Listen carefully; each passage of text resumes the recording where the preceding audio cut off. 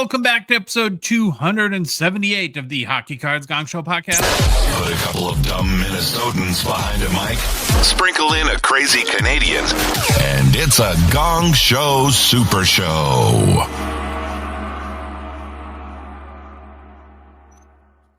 What up, boys? It's 10 p.m. Do you know where your children are? Do you My guys son- remember that? No, but Hasselhoff came home at like 1 a.m. a couple days ago. I know. Oh, no. It was wild. Said he was at a high school event. I'm like, okay, I didn't need a number of things. Oh, bobbing for apples, eh? I don't know. You have a hickey or anything like that? I trust my son to make the right decisions. He Okay. communicates very well. It's all I can ask for him. Heaven forbid I ask how the evening went. I'll get Yeah. there. Oh, no. Don't No. do that. Right. What's up, Louis? Hey, how are you? Doing good. Anything new? I don't know. I didn't get to see the game, but a little bit of mixed emotions last night with the Wild playing the Devils. You love the Devils more than the Wild, so it's just... Oh, no, you don't. You can't. No. No. No. But, here, this was pretty cool. If you didn't see it. Oh, not bad, not bad. Little hat Yeah, trick your- for Heischer. Your boy? For the Hattie. Is he on a career high for goals now, I'd assume? Don't know. He's at 30. Don't follow him something, right? that tight. You just Something like PC him? Jersey's the sexier pick. That's why you like them. They're the sexier team. The Wild are like not sexy. Our team feels like you know how sometimes when leagues go on strike and then they want to keep playing, so they get replacement players like from Scabs. Yeah, that's what our team feels like because everybody's hurt. Bunch of scabs, eh? They're not union folk. No. All right. Anything new to report, or should we just get into our show? Let's get into it. Get into it. into Phil, Friday it. nights with Phil. What happened? That was great. We had a totally different kind of guest happen. This guy Hayden, very nice, very personable. He's a new collector. Was very honest. Hit a big card, really big card, an Ovechkin auto. He didn't know what to do with it, so he was emailing me what to do, and I was like, dude, I'm the last person you should be asking what to do with your expensive card, especially lately. But anyways, I got him on. California Dave is a super modern guy. His machine keeps going. He sells cards to buy cards, and he's always moving around. So I thought Dave would be the best guy to ask. And the chat helped him out, and we had a great talk, lots of fun. So we helped Hayden out there. And Dave has a new segment called Good Vibes Only with Dave. And he can have that.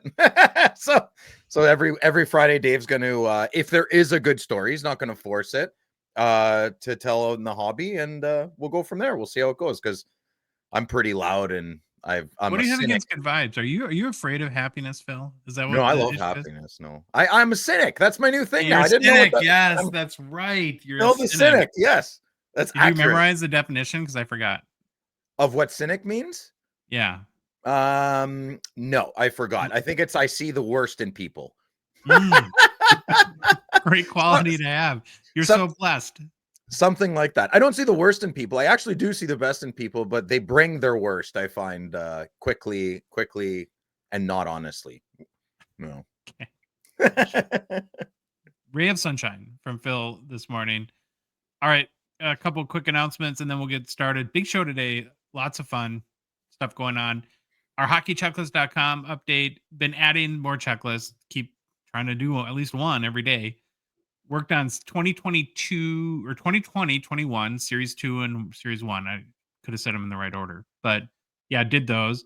I was very nostalgic. Got to go through Kaprizov's rookie year in Series 2. That was fun. Finished off Allure. So now we have every Allure set up on the checklist site. Got up 2019-20.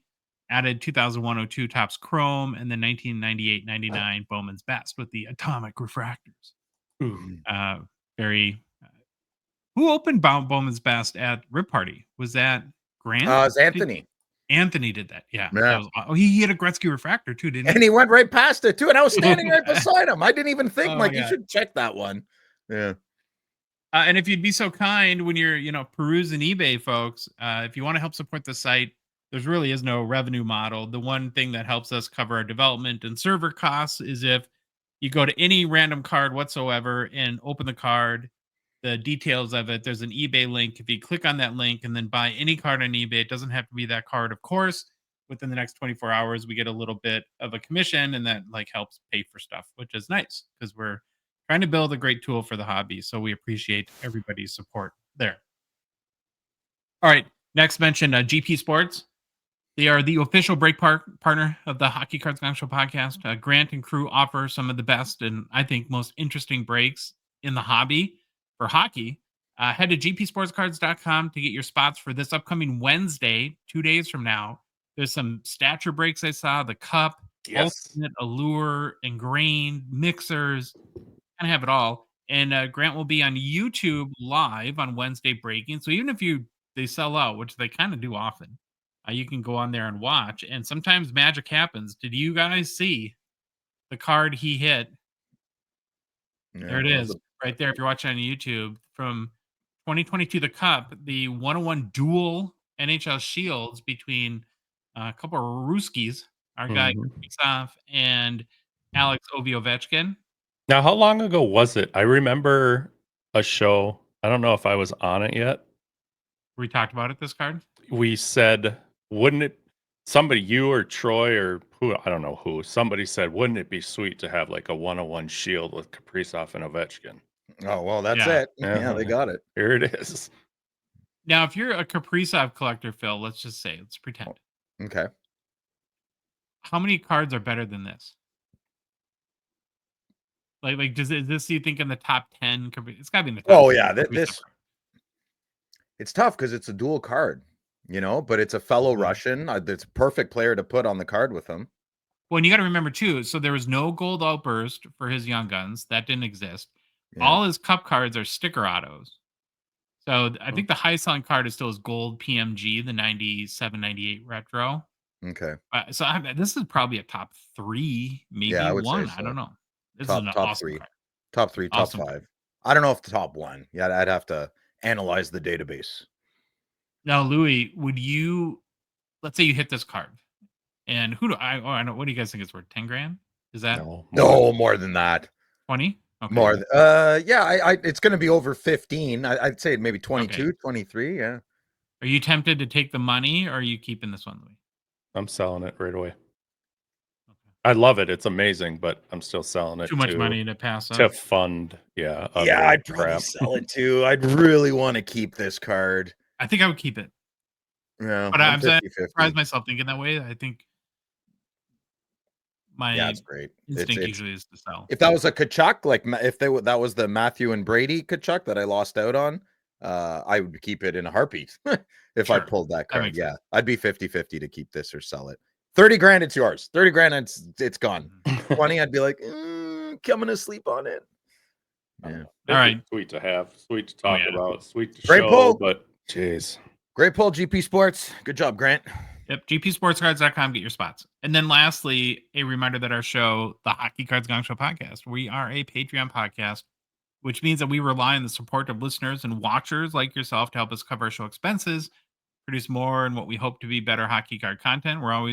Louis is a machine, always working to tweak the presentation and make the show better. It's hard to argue. That's true. True. And do stuff like build the checklist site to try to build great tools for the hobby. Also, so you can support us for as little as $5 a month through Patreon. You also get access to our Discord server, and you can join our crew. It really is an awesome community and be part of our show and part of our gang, I guess, however you call it, on our Discord server. And we get together with these people. We meet them at the expo, and so many friendships have resulted. And I think that's the thing that I like, or that I feel a lot of satisfaction from in our Discord server is we've talked about this all the time. We talk about it with each other, that cards are awesome, but it's the people that really keeps you in the hobby and keeps you going. And it's a great place to meet people. So if you want to join our group and support us, it's as little as $5 a month. You can just go to our website, hockeycardsgongshow.com, click on the Become a Patron link at the top of the page. Go to Patreon directly, patreon.com, search for us, Hockey Cards Gong Show. There's a link in the show description in both YouTube and the podcast apps and our Instagram and TikTok profile too. Louis, we have one new patron. since our last show? We do. Welcome, Henry P. Henry P. Yeah, you know me. So listen about the Patreon. If you're an older guy, we're older guys, and most men live quiet lives of desperation. For $5 a month, come make friends and hang out with like-minded other lonely men. That Sounds like a men garlic on- grinder ad for a second. No, I'm just being honest. I'm being realistic. There's lots of lonely dudes out there. I mean, I'm one of them sometimes. I don't know, but I don't mind being lonely. Come hang out in Discord. It's great. It's fun. You're at home organizing your cards. I guarantee you'll find a buddy or two that you can have, off conversations with, not always in general chat. Hang out with lonely men that love sweaty men on cardboard. There you go. Louis saying it how it is. Word cuddle Phil. Yeah. Okay. Ooh. Baba Louis, great let's sound get bite. rolling. What's the game plan, bud? Yeah, let's get into it here. Gongshow game plan. Today we start with get to know your Hall of Famers. Then we're off to Who's Hot and the Struggle Bus. After that, it's some hobby news. Following that, we will jump into My Card Post Auctions with Mark Hill. Then it's the Minnesota North Stars Hobby Mount Rushmore. Oh, After that, it's new product releases. Then it's the Gongshow Mailbag. Big Followed mailbag. up with personal pickups. This get to know your Hall of Famers, guys, is I don't even know what to say. Pay attention because you're gonna. Yeah. It's pretty incredible. Okay, so we're gonna kick off our show with another installment of our Get to Know Your Hall of Famers series. It's our effort here to learn more about the history of hockey and the players that have built both the sport and the NHL. So in our effort to do so, we're profiling every single Hockey Hall of Fame player. We started with the very first Hall of Fame class in 1945 and are working our way to present day. And we're at the final few players, finally, in the 1958 class. Still much, though, on the early pioneers of hockey, right? All these guys, mainly of them born in the 1800s. Today's Hall of Famer we're going to learn more about, we'll learn a lot, is Ching Johnson. Anyone? Ching Johnson? Familiar, Phil? Cha-ching. Yeah, and like I said, this one's wild, so buckle your chin straps. Here we go. And ahead. remember, I don't make the news. I just report it. Like a year ago, I don't know if we would have done this one. Okay, here we go. First off, we got to show our photo here. And no offense to Mr. Johnson, but is this not serial killer vibes that you're catching here? It's like, whoa. Yeah, there's something going on. Yeah. It's an old picture, heavy contrast. I'm sure he's a very handsome gentleman. Okay.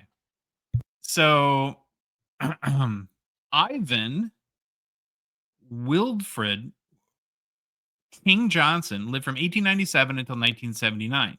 He was born in Winnipeg, Manitoba, would pass away actually in the United States in Maryland. Ching was a defenseman whose hockey career spanned from 1925 until 1944. By the tape, it seems like a pretty solid, sturdy D man. He was 5'11", 210, which seemed pretty heavy. That's for a the solid. day. That's a solid man. Yeah. Now, during his career, Johnson played for the New York Rangers and the New York Americans, all in the NHL. He basically is the first Hall of Famer that we profiled that pretty much played his entire professional career in the NHL. Now, if you notice or have kind of connected the dots, well, he was born in 1897. His career doesn't start till 1925. We know this isn't a math show, but the reason why he was a little bit delayed is in 1916, Ching enlisted in the Canadian Expeditionary Force during World War I, joined the 3rd Division Ammunition Column, where he helped deliver ammunition to the front lines. Well, apparently ammunition wasn't the only thing he was delivering during World War I, because in 1917, while in Europe, Ching Johnson had to be admitted to the hospital to treat venereal disease. I'm sorry. Whoa! What? You scoundrel, Ching. He's using his Johnson, Mr. Johnson. Using his guns. Yeah, he spent 84 days in the hospital with the clap, I guess, and oh man, then somehow receives the good conduct badge from Canada. So, Attaboy! There's my boy. Like, that's ridiculous. my boy, Blue. Amazing. He was discharged, returned to Canada in May of 1919. Once he got back to Winnipeg, his competitive hockey career resumed.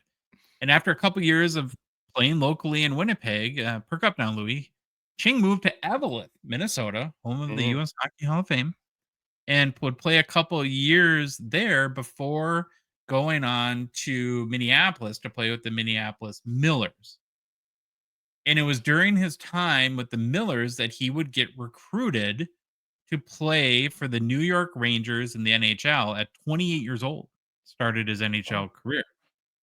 So over his 11-year NHL career, Ching would be named an NHL first team All-Star twice and a second team All-Star 2 times.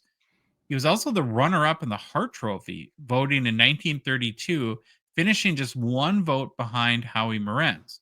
Also, probably most importantly, won 2 Stanley Cups with the Rangers in 1928 and 1923. Okay, now why should we care about Ching Johnson? Remember, I just report the news. Whoa! I don't, yeah, We're doesn't do anything to coming. dispel the serial killer vibe. It looks like a horror movie promo. I don't know. The Hunchback of So Notre he Dame. was first nicknamed Ivan the Terrible. Kind of fits. Yep. Later, though, earned the nickname Ching when fans of the defenseman would shout "Ching Ching Chinaman" to support him. Oh, that's horrible. Yeah, that's. I don't think that would fly today, right? It was a different time. No, of course not. I mean, Yeah. my grandfather's always said, "Hey, Charlie," like an old Greek man Yeah. who can't even speak English, but like, I don't know. It's different times. Not that it's right, but you know. And ironically, when you're called Chinaman but you're Irish, So silly. as he was, and it was worse at first. He was called Chink at first, which is horrible and awful and deplorable, and no one should ever. But again, this is the history of the Over game. 100 years ago. It's over 100 years ago. Sometimes it's ugly, and that is definitely not great. Because they said he had an Asian looking face. That's where it came from. His physical style of defense made him immensely popular with fans. He was often seen with a wide grin anytime he made or received contact during the game. Oh, I want to go back too. Just like it's important because he's still known as Ching Johnson today. I mean, that's that's what his Wikipedia says, right? That's why you're explaining it. Yeah. That's why I'm explaining it. look at Not the day of the- condoning it. I'm explaining it because I don't think it's cool. We don't believe in Norse mythology, but we still reference the day Thursday. That's Thor's day. You know what I mean? Like, so yeah, it's keep going. Yeah. You're good. So he was a rough player. He'd often have a smile on his face. He was known for a cheerful demeanor on the ice. Opponents often noted how Johnson would laugh openly during rough play, making him even more intimidating. His toughness was legendary in the NHL's early days, known for playing without regard for his well-being, often diving headfirst into scrums and blocking shots fearlessly. Now, this next photo I just love because most of any of the photos we've seen from these very early hockey players are just portraits, right? I don't know if we've seen like an in action. Yeah, that's awesome. Look how wild that is. He's committed to that play. Ching Johnson had a legendary rivalry with Boston Bruins great Eddie Shore, another notoriously tough defenseman. The two battled fiercely during games, often targeting each other with punishing hits. After one particularly brutal collision, Johnson reportedly got up laughing and shouted at Shore, "Is that all you've got?" kind of further enhancing his reputation. He became beloved by Rangers fans at Madison Square Garden. Fans would often chant "Ching Ching" as he delivered bone-crunching checks or started fights to energize the crowd.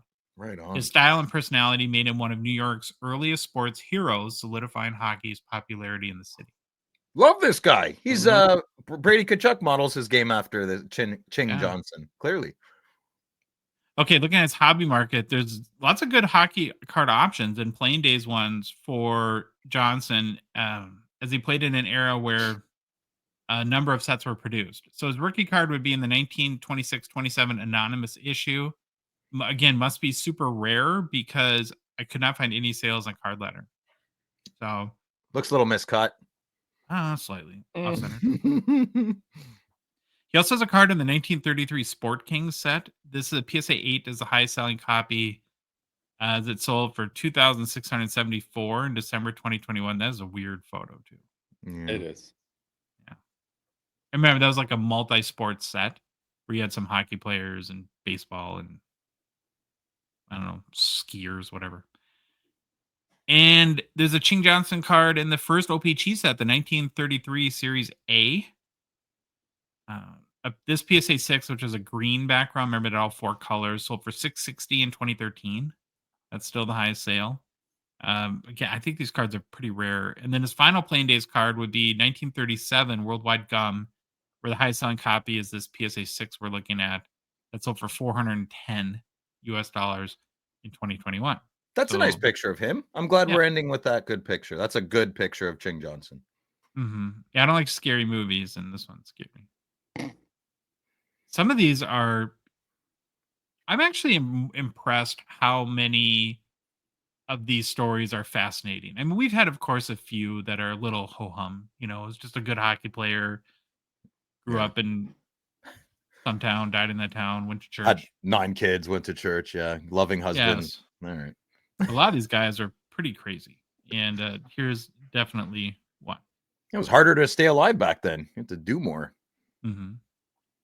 All right, we ready to move on to who's hot in the struggle bus? Inching closer to the end of the season, boys. I'm always ready.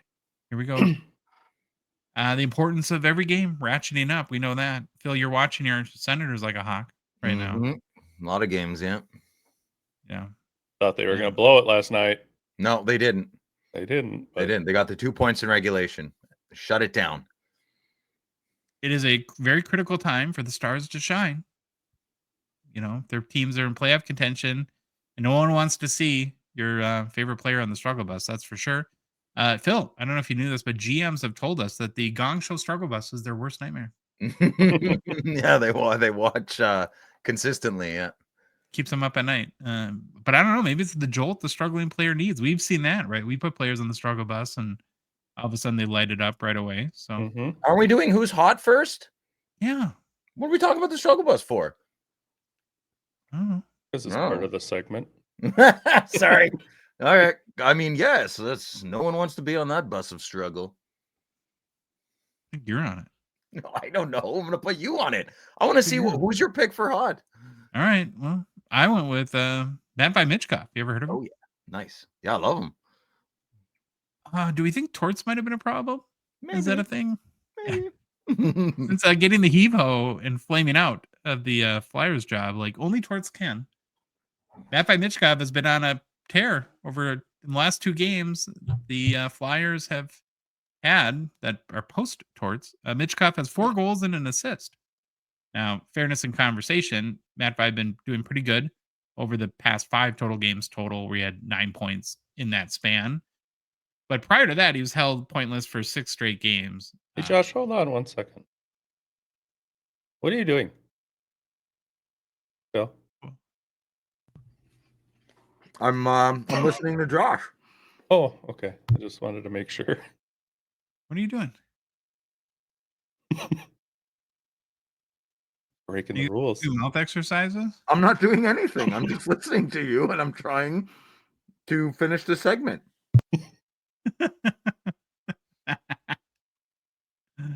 I was low on sugar. I needed a bite of my apple. I was low on sugar. I was running out of energy.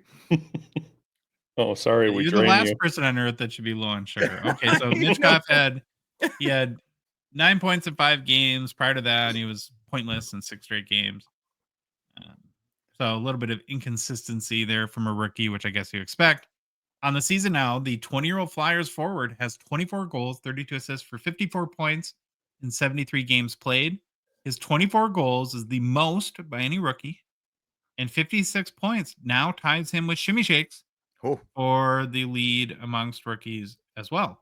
So I don't know. Is Mitchkov making a surge for the Calder Trophy late in the season? Oh, yeah. Yeah, it's exciting. Who knows, man? Who knows? It's actually a fun race, I think, for the Calder. You have Mitchkov, Celebrini, Wolf, and Shimmy Shakes, who all you can make a good case. All deserving. Any one of those 4 gets it, I think is great. Currently, Mitchkov has been playing on the Flyers' second line with Sean Couturier and Travis Konechny. Never heard of him. Yeah. Couturier, what? I don't know. Yeah, Hmm. Neil. I think some AHLer. Anyways, he's also on the first power play unit, so getting some opportunity there. And it's a 2-game sample size, but since Torts was fired, looks like his ice time's getting ramped up quite a bit, up to about 20 minutes over since Shaw took over. So I think he's averaging 16 minutes under Torts, and now getting 20 minutes a game there. I don't know. Oh, I don't know if you guys have read any of the articles since Torts got fired, but it sounds like he was pretty rough on Minchkov. A lot of tough love there.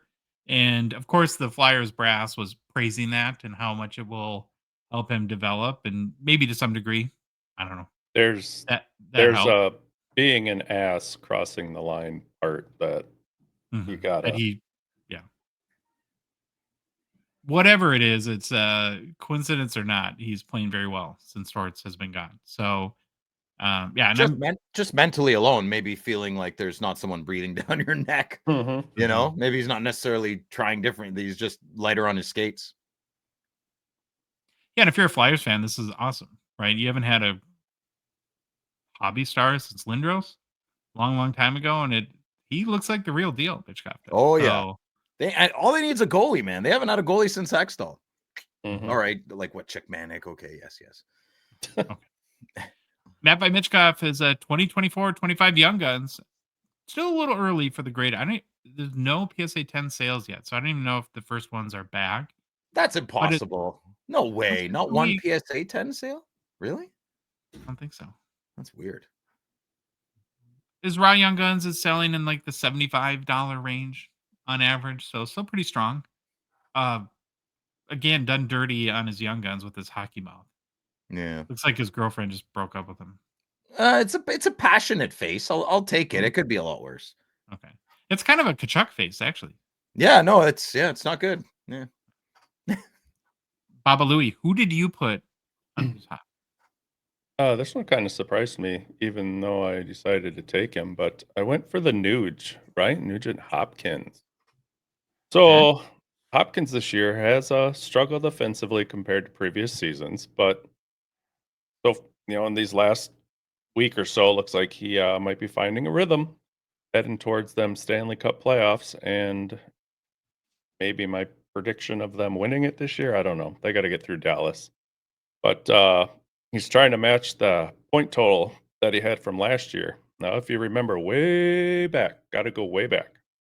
He was selected by the Oilers with the first overall pick in 2011, and he is now in his 14th season and is the longest tenured player on the Oilers.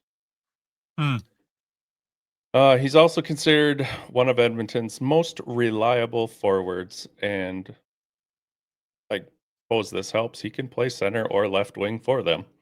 One reason I thought, he'd been part of this organization for so long is that outside of just his offense, he is considered one of their best defensive forwards, and plays in all situations.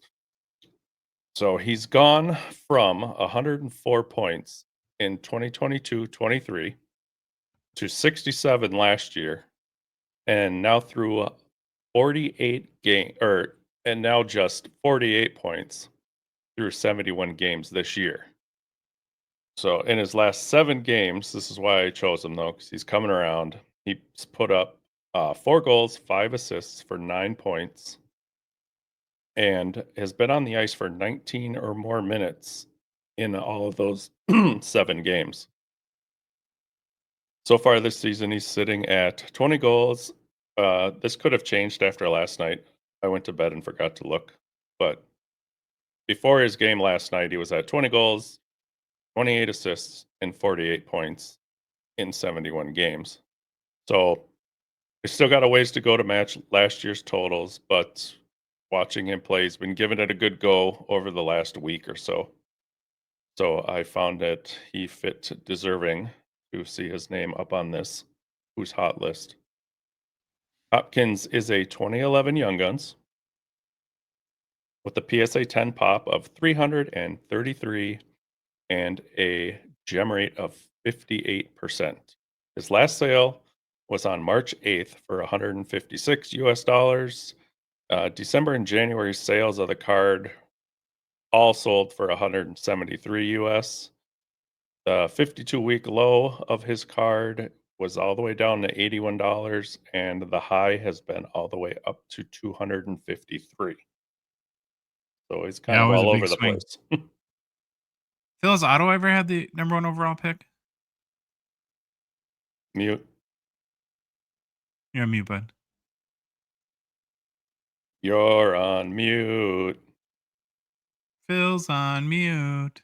Just once, Alexander Daig. Oh, yeah. Yeah. How did they get it 4 times in 5 years? I know. Well, it's obviously fixed. Yeah. How do you get it 4 times in 5 years and not have a cup yet? Ho. And actually, as good as McDavid is, that's pretty terrible drafting. Well, and Draisaitl. Come on. I mean, they haven't had a goalie, GMs. I mean, they had Chiarelli there. He was, Yeah. I don't know, a lot of bad happened with him too. All right, Yeah. Phil, who's your pick for who's hot? Who's hot this week? Nikita Kucherov. All right, hear me out. Hear me out on Mr. Personality. As somebody who preaches hockey, well, sports in general, that it isn't supposed to be a country club with your buddies or a personality contest, I'm revisiting my Kucherov criticism here a little bit. I'll explain better at the end. So Nikita is dominating the league right now in points and swagger, leading the league. Okay, well, he's tied with McKinnon. But check this out. In his last 5 games, he has 13 points. Okay? Jeez. That's crazy. Yeah, you heard that correctly. That's accurate. Tampa is 3rd in the league with goal differential at 69 plus goals. Insane. Check this crazy stat out as well.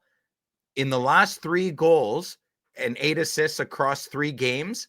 So if he's on the ice, it's 12-1. Tampa is outscoring their opponent if Kucherov's on the ice. That's wild. All right. So enough about the points. Here's my reassessment of his jerk store employee status. Last Saturday, this past Saturday, the Bolts played the New York Islanders and were leading 4-3 late in the 3rd. Kucherov had the puck at the hash marks, open net. And guess what? He didn't shoot. He was, word on the street is he was looking for Braden Point to get him his hat trick. Now, I'm pretty sure they're not on the same line. Yeah, like going on Twitter, they're like, no, he wasn't. They're not even on the same line. You don't know hockey. Sometimes shifts begin when other ones are ending, and sometimes players are on the ice with other players. I personally think he was. So my hat's off to Kucherov. Now, if you think back to last year, one of the nicknames Kucherov had was the empty net merchant. And maybe that's why he didn't pop it in. I don't know if you got your tinfoil hat on. Maybe he doesn't care about Braden and he just didn't want the smoke from everybody. Who knows? Who cares? The guy's next level superstar status. Just watching him play is insane. He creates space like Gretzky. Like it's effortless, the space he gets, and you don't know how he does it. And that's how Wayne never had the best slap shot. Wayne was never the best skater. He could see the game 3 seconds ahead. And Kucherov reminds me of that big time. Kucherov is a 2013-2014 young gun with a PSA 10 pop count of 536 and a gem rate of 54%. The last sale was March 25th for $600 American dollars. And over the last month, the card has been up 8.5%. So Bubkiss, over the past 52 weeks, this card has seen a low of $470 and a high of $600. So pretty darn stable for Nikita. I'm not saying this will elevate his hobby status in any way, shape, or form, but I'm glad I revisited my thoughts on him, and I'm glad I remembered that sports is not a personality contest. It's a results winning oriented type of thing. So my hat's off to Kucherov. That whole team is just always, that's why it's the Bermuda Triangle of the hobby, right? Florida. Yeah. Even Point, you mentioned him, and I'm like, he's 3rd in the NHL in goals this year. Yeah, he's amazing. He had 51 in 2022, 46 last year, and he's got 38 already this year. There's a reason Hasselhoff told me like 2 years ago. He's like, Braden Point is so good, nobody pays attention. Cole was 15 when he said that. He still loves him, and he still gets no love, this guy. Wild. Imagine if he was on Toronto. Imagine if Braden Point was on Toronto. Oh, yeah. Oh, you can learn a lot from Cole, Phil. I do. He's my everything. I love that man. Can we do the struggle bus now? Is that all right? Do we have your permission? Well, I don't know. Are you going to put up the who's hot graphic and talk about the struggle bus? I'm just keeping you. It's our show. We can do whatever we want, Phil. We can do whatever. We can be weird. And do we can? want. Perfect.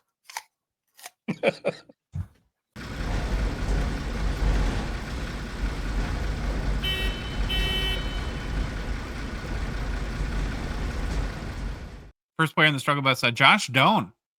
Big Josh Doan fan, Louis? Phil, are you going to talk on a talking Not show really. with your mouth full? No, I don't know much about him. Okay.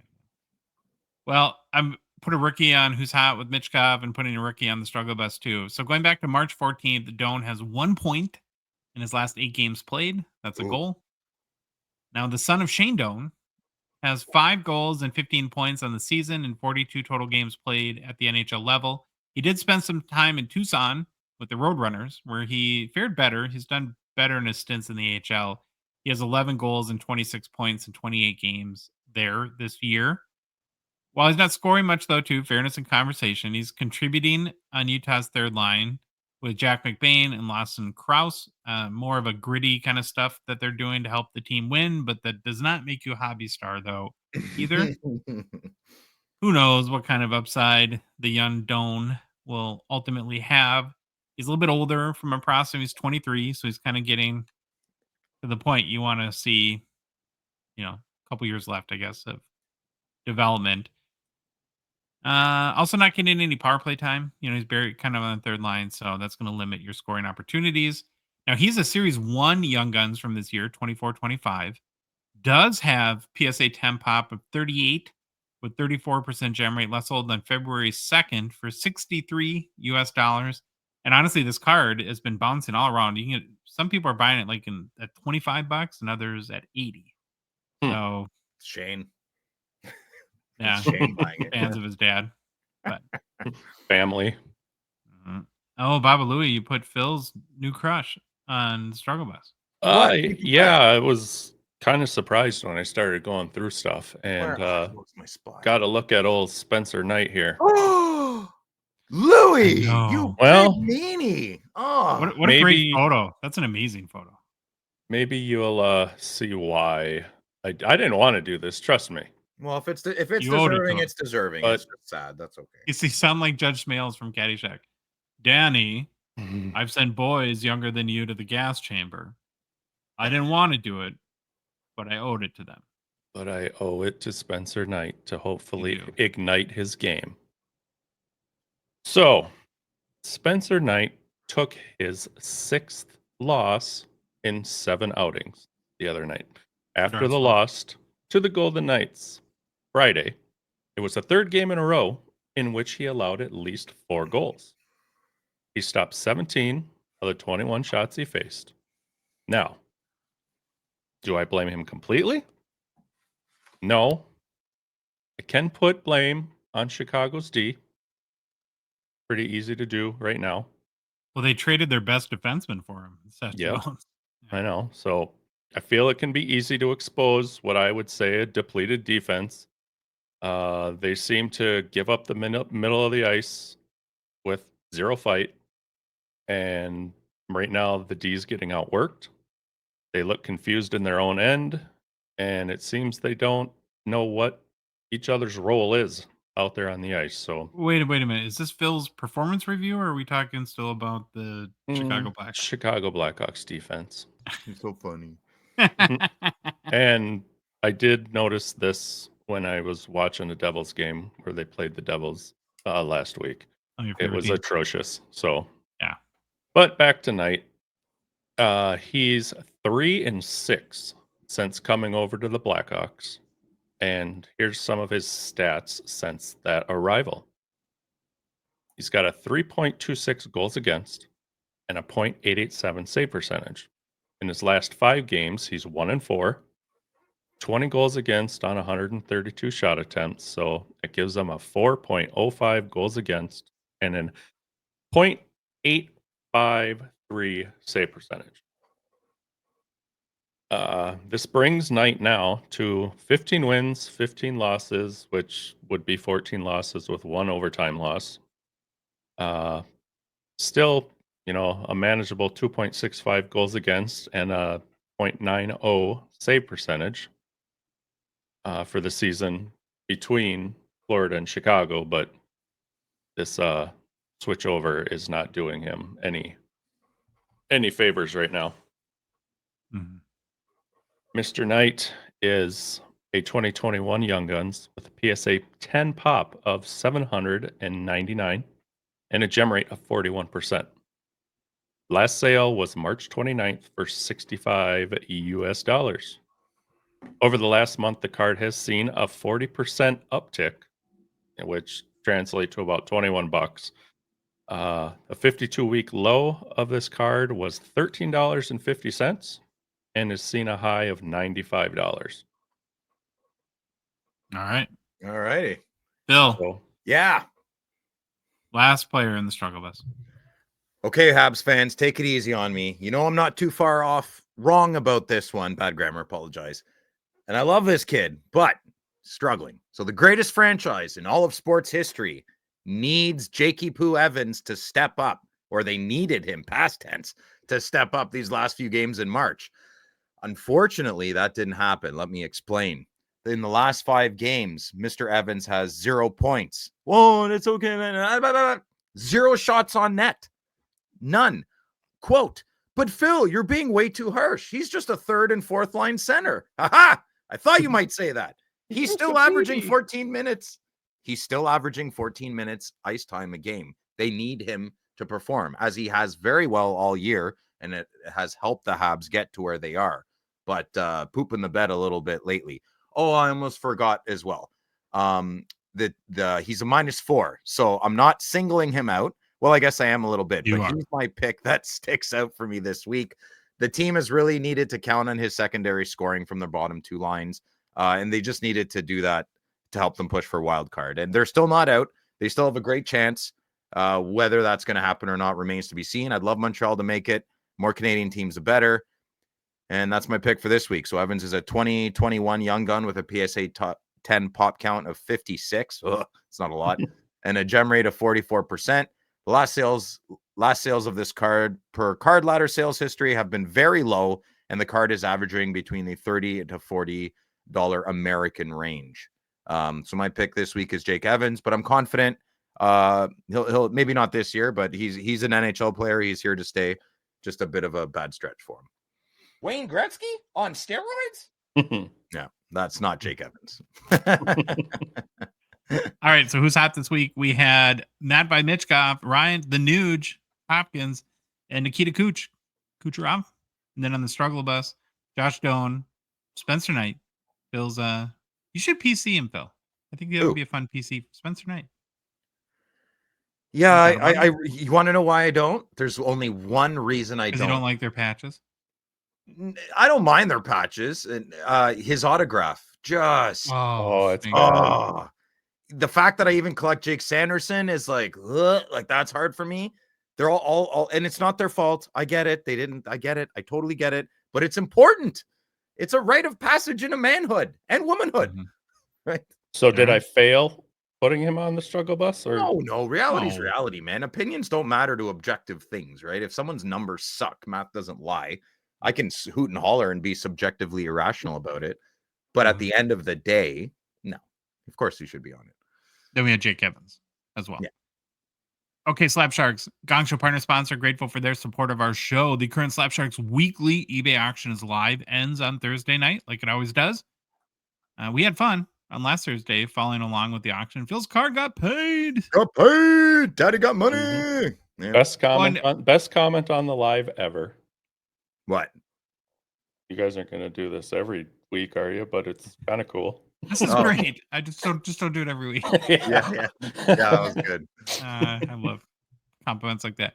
Well, and someone now, correct me if I'm wrong, but I think California Dave was telling me last night, Phil, that you even got a little bit better deal because your card sold through Slab Sharks because it sold for over 1,000, right? Like you didn't have to pay the full boat eBay thing. Is that true? I think I surpassed all that because it was a Bedard. And they have that 90% great sale thing. Payout rate. Okay. Yeah. Well, there you go, though. I mean, still better than if you would have sold. I'm very happy. Yeah, very happy. There's another 4,000 cards in this week's auction again to choose from. So lots of hobby and PC treasures are going to be available this week for you. The three of us spent time this weekend. We found cards that stood out to us, and these are a few of our favorite cards in this week's auction. I didn't know that there was this card. I had no clue existed until 2 days ago. It's a 2013 Panini Prism. Timu Solani Blue Ice 101. Do you know there's No. 101? Mm-mm. Yeah. No. PSA 9. Kind of cool looking. I like that blue ice. That's nice. Yeah. But I bet you it pops in hand. Mm-hmm. Yeah, probably refracts. Is it refracting? I don't better know. refract. Yeah. Is it refracting? Is it refracting? Stop it. Never gets old. And then a card that I'm sure you might not like, Phil, or maybe even you, Louis, but I'm really a fan of this card. The exceptional insert from EX 2000. There's a Bedsy, kind of jambalaya esque, and yeah. So I like it. I here's like the it better than I do like it better than the jambalaya, just because it's a little more tamed down. Oh yeah, not so like colorful in the background. You don't like color. It's a good card. Louis, which ones did you pick out? You know what? I don't even remember. Oh, 2008 Upper Deck SP Game used Wa and Brodeur fabrics, dual gold patch out of 25. So Nice two card. greats, one card. I thought it was great to see game used stuff on SP Game Used. That was pretty cool. And you know, just everybody's looking. It's obvious, but you know, little edge wear on the bottom there, but wouldn't stop me Sure. from this. This is pretty sweet. It's a nice card. I like that each patch has some dual colors to it. So Can I do a little quick sidebar on this because it made me think of something? yeah. So you know how Phil that you kind of went on a little rant about a Patrick Waugh exquisite card where he was wearing Canadians jersey and Avs patch. Yeah. Ring a bell? Yeah, remember? and the Hasek, even though it's the same team. I know it's the same team. It's a different color than the picture. One of the things though that somebody didn't put you in a box, but a good point on the Waugh was that those exclusives, those exquisite cards are rookie tributes. Okay. And so if they would have put him in an Avs jersey, you couldn't. The rookie thing would have been weird. You know what I'm saying? I have a good solution. Don't make the card. Yeah, that card Fair shouldn't enough. exist then. If you can't do the thing, we can 90% make this card. Do it. No, not a fan. Do it. Card shouldn't have been made. I think Yeah. any Patrick Waugh Brodeur card like this is pretty awesome, though. Yeah, this is awesome. Yeah, this works even with the gold that I'm not super into. Could you imagine a gold pen to the left of each of their helmets? Oh, that'd be or like that, like left and right, 45-degree angle on the side. Yeah, that'd be Picture amazing. of a gold pen each side. No, Or like no, gold the view- eyebrows that they would use write the in by gold their. pen for the autos. Oh, well, they have to get that out of the pen room. Yeah, Mhm. the pen room. I want to go to the pen room so bad. Right. Yeah, We're going to do an episode from the pen room. yeah. Next up, it says 2026. I went back and looked. It's actually a 2005 Upper Deck Yeah. SP Authentic Crosby Sign of the Times PSA 8. Be pretty Uh, impressive if it was a 2026. Or, Yeah, I'm it'd be sorry. Interesting. Yeah. It says it's listed on Slab Sharks right now as a 06. It's an 05. Oh gosh, My bad. So it's a rookie. The future times. You know, I've kind of turned into a Sign of the Times hoarder lately with wild stuff. But if I was going to go after a Crosby, I'd probably choose one of these two. Where I'd Big go. auto. Nice card, big auto, Big auto, great bro. auto. I wish it wasn't graded, but Yeah, it's silly. I don't think that grade helps the price though. no, but doesn't hurt it either. Okay. Eights Phil. is your raw still. Yeah, I Probably. would think so. My first pick this week is normally I'm not a big fan of ice, but I am a big fan of Sid the Senior in ice. I think I'm becoming a bit of a snobby 101 guy because my eyes keep gravitating towards them. I've always been like, I'm not a 101 guy, but I seem to keep buying them. So I really like this card, even though there isn't an auto. I also love that the yellow Penguins color and the Sid here is decked out in the classic Pittsburgh yellow gold. We also have a beautiful, simple design from Upper Deck that just matches Crosby really well. Lastly, Upper Deck decided to keep their old school green logo in the upper left corner there, which adds some gooey goodness to this banger. And yeah, I'm totally going to go after this card. So she'll bid it away, a bunch of meanies. and current bid is $200. And for the record, I'd rather have this card than the next card I'm about to show. Suck Probably. it, Trebek. Yeah, there we go. So what you're looking at or listening to is a 2015 Upper Deck. Okay, maybe not. I don't know, 50-50. But it's a 2015 Upper Deck the Cup Sidney Crosby Foundations Quad Patch Auto. Okay, this card, I'm just being very honest with everybody here. There's something about multiple patch window cards that do not interest me in the least whatsoever. Really? I keep asking Josh to get a psychologist on the program, but he's not. I think he'd be scared to find our results for all of three of us. But I should love everything about this card. It has everything going for it except the auto. But it's super silly putting the Pittsburgh Penguin logo where the player signs. I have no words for that. Nothing. And this is, it would be 100 times better without that Penguins logo. well, it's the theme of that year. It's a 2015 Cup. The same thing they did. Obviously, that person got fired. So, anyways, and if they didn't, they got a Padlin maybe. So I'd be all over this card. The spanking room at Upper Deck. Yeah, there is definitely. Well, That's the red room. the red room. I'd be all over this room. Oh, Jesus, you guys. I'd be all over this card if it was just one patch. Freudian slip there. Who wants to go to the spanking room? I'll try anything a few times. Okay. So yes, if this was just one patch, I'd be all over it. Maybe I have that weird phobia, trypophobia. So if you don't know what that is, trypophobia or trypophobia is an aversion or fear to the sight of clusters of small holes or bumps, often causing feelings of disgust, discomfort, or panic. So maybe I have that. I don't know. Whatever. Okay, so enough of my brain. So yeah, current bid for this card is $2,376, which is insane. It's not a rookie year. Anyways, I don't know, man. I guess I'm alone on my throne on this one, but I'd still rather the ice card, I think. So I got a question for you. Okay, Louis. What do you think about these 4 patches Yeah.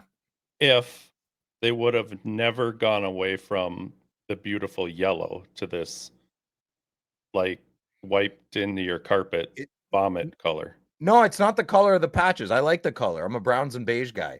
I don't like the 4 separate window. It's that trypophobia. I think that's what might have trypophobia. I don't know. I just think this card would be so sweet if it was the yellow. I like it. I really like the card. Yeah, I agree. If it was more the yellow, the canary yellow kind of like my t-shirt, that would be better. I agree. But I still wouldn't like it if it was the 4 patch window. The logo, the Penguin logo drives me insane. That's awful. You know what? It has to be this. Instead of making fun of them, which I always will for the rest of my life of the 2015 Cup, you know how sometimes Billy says they had a vision on their computer screen, but when it printed, it didn't come to fruition. Maybe they meant to to give opacity much further, but when the cards were printed, the designers were like, "Oh my God, that's not what we wanted. We wanted it much more faint." I'm going to give them the benefit of the doubt and say they wanted that a lot more faint. I don't think it works in any case. You should. I know. I'm never trying, sign on top of a picture. Yeah, I know. It should be blank. There should be no penguin. Okay, well that's the it. reason, You penguin. The reason. What movie is that from? I don't know. Batman. Billy Madison. Silly penguin. Oh, stop looking at me, Swan. Flip that. Veronica. The reason why so many cards are featured each week in Slapshark's eBay auctions is they become kind of Canada's partner of choice to help you sell your cards on eBay. They make it simple. You don't have to do any work at all. All you got to do is send them in your cards via their amazing online portal, drop them off at a show or with your local rep, and then Slapsharks takes it from there and you're basically done. Plus, your cards get listed in their monster weekly auctions that attract tons of hockey collectors that are looking to spend their cash on new cards. So for complete consignment information to get the process of listing your cards in an upcoming Slapsharks auction started today, head to slapsharks.com. Happy news! Happy news! News from the hobby. Hey. Oh, I'm excited for this one. We haven't done the PINTO Watch in so long. Oh, come on, Yeah, man. I almost missed it. Now, if you recall, our guy Phil from Ottawa, he followed his heart, went all in on Shane Pinto, purchasing more than 400 Young Guns I cards. wouldn't say I went all in. I bought a lot of cards of a person. I would say That's 400 Pinto all Young in. Guns meets the definition of all in. All right. We need to align on that. All right, well, and you said at an average of $5 each, so you're about $2K into base Young Guns for Shane Pinto. That was our baseline coming into the season. Now, the question that's been radiating through the hobby, I see it everywhere. Reddit, can't stop talking about it. Every Facebook group, wives, women, children, they want to know, is Phil rich? Esquire. Yeah. No, Phil's not rich. I'm a rich poor guy. I always say Should that. you be ordering like twin Lambos, Phil, for you and your baby doll? I would or what's going never on? buy a Lambo ever. I'd buy like a 1986 Grand National. Yeah, that'd be All right. good. We're going to find out together. So Pinto, Phil, has played in 59 games so far this season. Unfortunately for Phil and Ottawa fans, he did miss 12 games due to injury. Did you miss him? I don't know. Yes, of course I missed him. Okay. In those 59 games, Pinto has 16 goals and 12 assists for 28 points. So what are we thinking here, Phil? Like first All-Star team, Hart Trophy nomination? I'm thinking playoffs, and that's all I care about. Okay. That's what I'm thinking. He Won't helps my be- team. He helps my team win games. I tried something different with card collecting. I'm not even throwing in the towel yet. I'll take 50% loss as a win for me at this point. And we'll find out. It's Pinto structure. Yeah, Pinto structure. Now I'll take all the ribbing all the time, but I've never paid more than around $750 for any Shane Pinto Young Gun. Yeah, we'll get there. So let's see your boy math there. Let's see how that goes.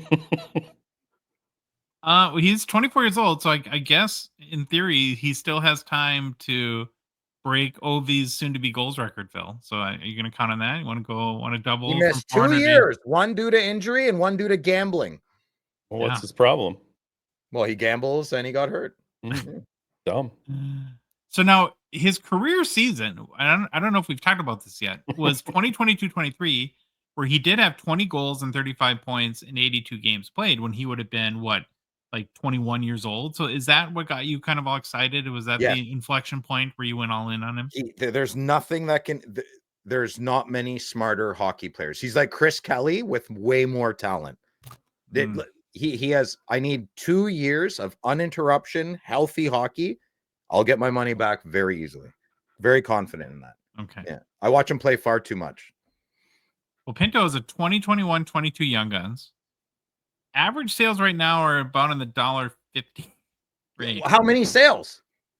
How many sales? Has there been 100 sales? No. Oh, yeah. No. Dude, you bought 400. So doesn't matter. Doesn't matter. I got 400. It doesn't matter. This segment is stupid. So with a total inventory fill of 400 Young Guns and an average of $1.50 each, that puts your total value around $600. Now, based on your roughly $2,000 investment, your current rate of return is negative 70%. Nice graphics, guys. Yeah. All right. That's what I do here. Oh, you're not going to cut your losses? You're gonna of course not. No. Ride or die with Pinto here? Ride or die, baby. Yeah, I'm loyal to a fault. I hope you just kill it. Thanks, Lou. I really me too. do. Me too. Of course. Guys, I never want you to lose. All it'll take is a second. Just let time go on. Good things. Here's the thing. What's perfect about these situations, Louie and I can never lose because either you win and make a lot of money and we're very happy for our friend. Yeah. Or you lose, look stupid, and we get to make fun of you on the show. So it's a win-win. It's a win-win. I know, it's good. It's good. It's okay. Yeah. He's a good boy. He's turning his life around. He is a good boy. He didn't gamble. His stupid friend did. Well, he's so smart. Why did he get caught? Well, if my team's so smart, why do they get sponsored by a gambling website? Right. Yeah, fair point. It's incredible.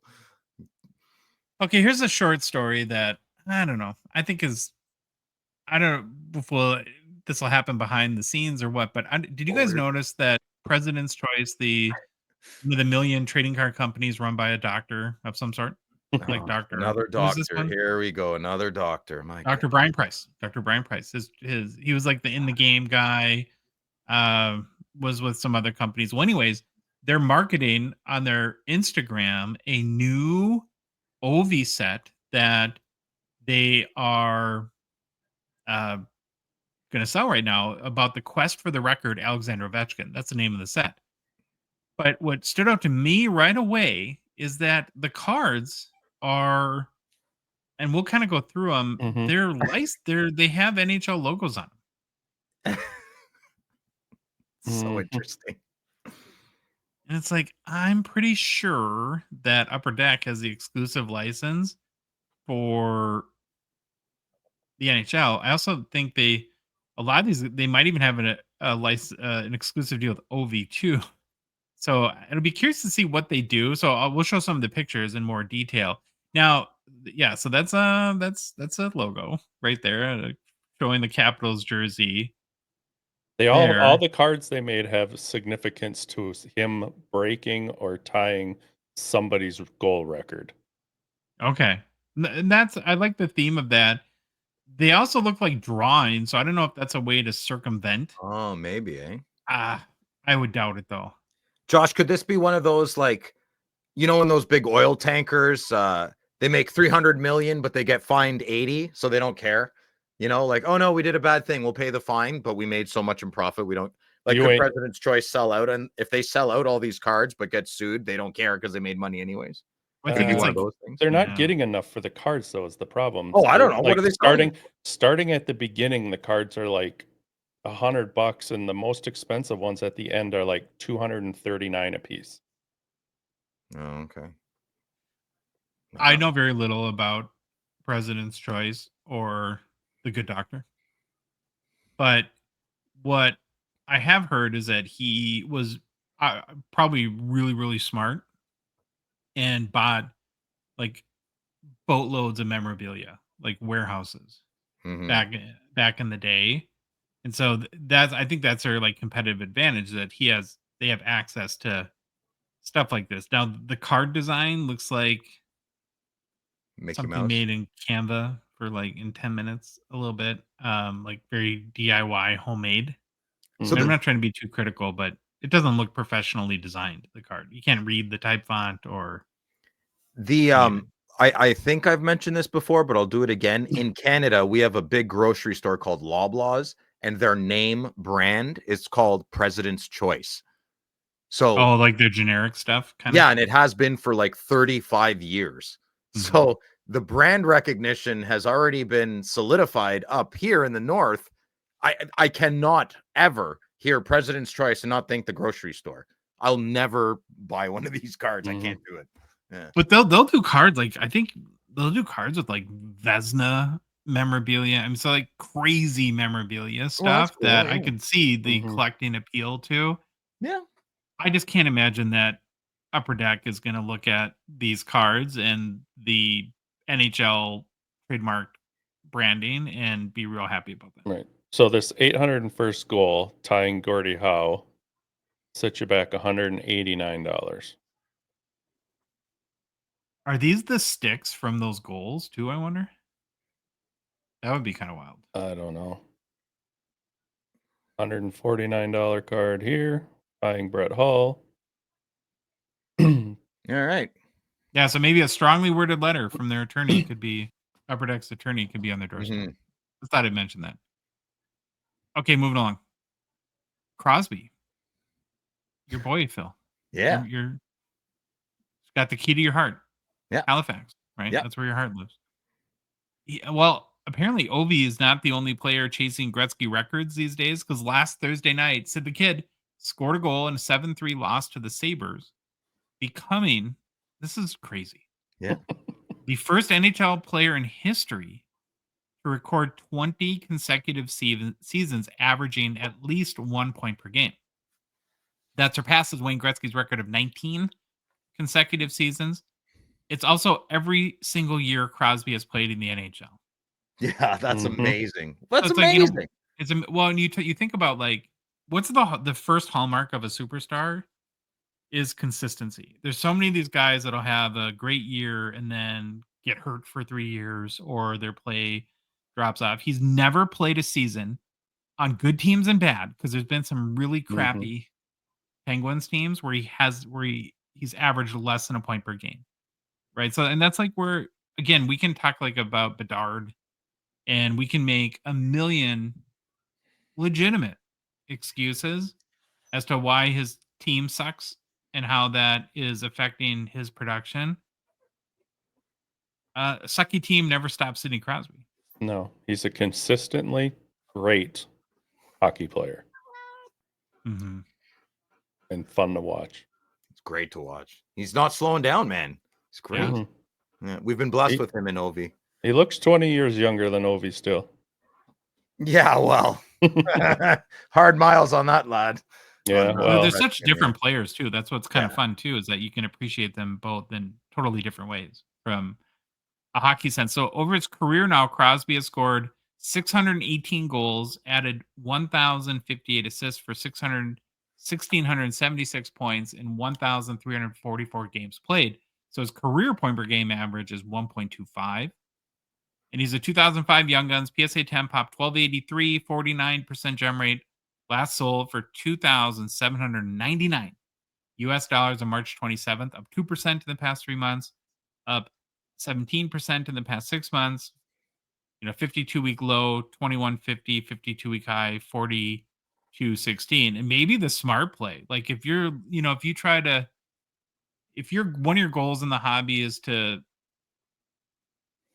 make money a little bit in cards over time, well, everyone's going bonkers over Ovi and buying at big prices. Maybe No. Why are you gonna fit in? You don't have to keep talking. Go get your Sidney Crosby Young Guns now. While they're low. I've been snagging them up all year. Quiet. What are you doing? Okay. Can't Here's have another them all, one Phil.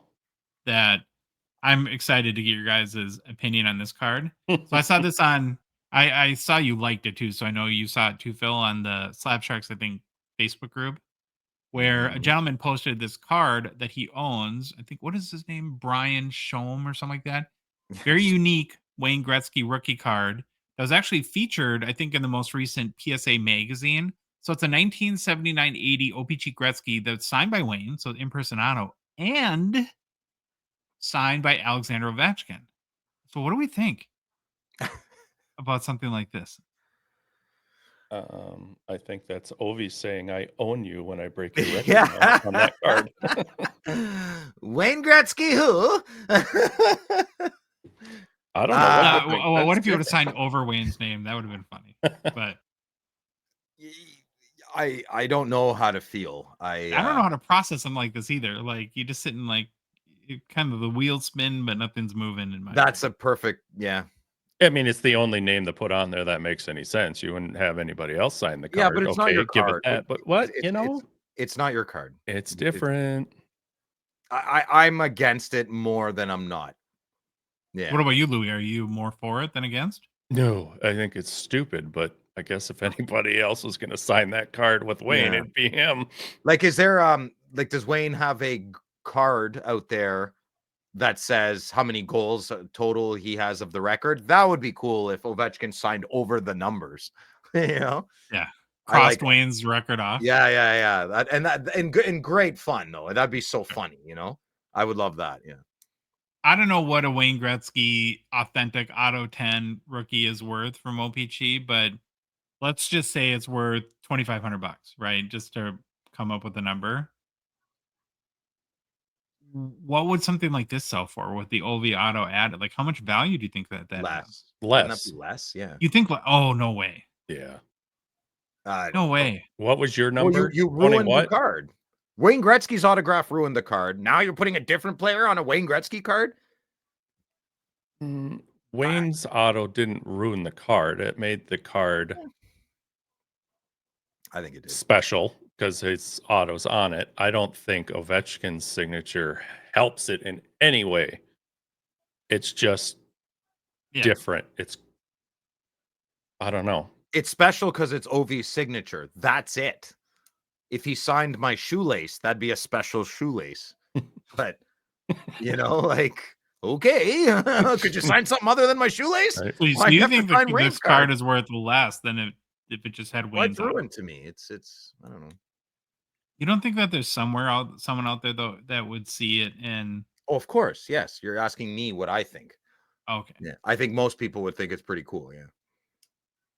Okay. Yeah. So my sorry if I was unclear. I was trying to get an idea of like not what you would pay for it, but what you think if this goes up to auction, would it sell for I more? wouldn't pay anything. I wouldn't pay anything for this. I wouldn't even pay $100 for this. But do you think it would like Yeah, someone you would. No, I wouldn't. Not a chance. Why, for PSA to tell me it's an authentic autograph? Do you even watch the show, Louis? Yeah, no, not interested. I would not pay $100 for this card. I swear. I wouldn't heartbeat, and then you just all the list it donuts. for auction and rake. Oh, yeah, them well, down. good. Yeah. This Okay. doesn't do it for me at all. I don't need Yeah, that PSA to doesn't tell work. me those autographs are real. Maybe they are. Maybe they're not. We I all would know how not be that story chasing this card. Put it that way. I would. Yeah. I have no interest in it. I wonder how many times he's done that. Like, what would that if this is the only one? Does that change the equation for you at all? That'd be cool. I think in general, this is not special to me in any way, shape, or form.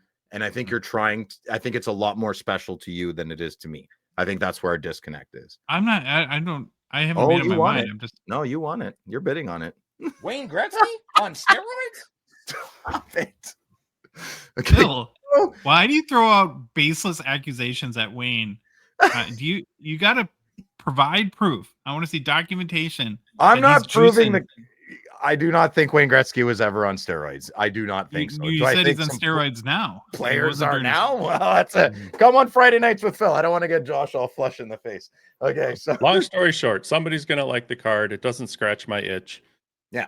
I wouldn't go out and buy it. Maybe I'd throw $100 at it, but then I wouldn't be fair if I said, then I'd just go auction it off.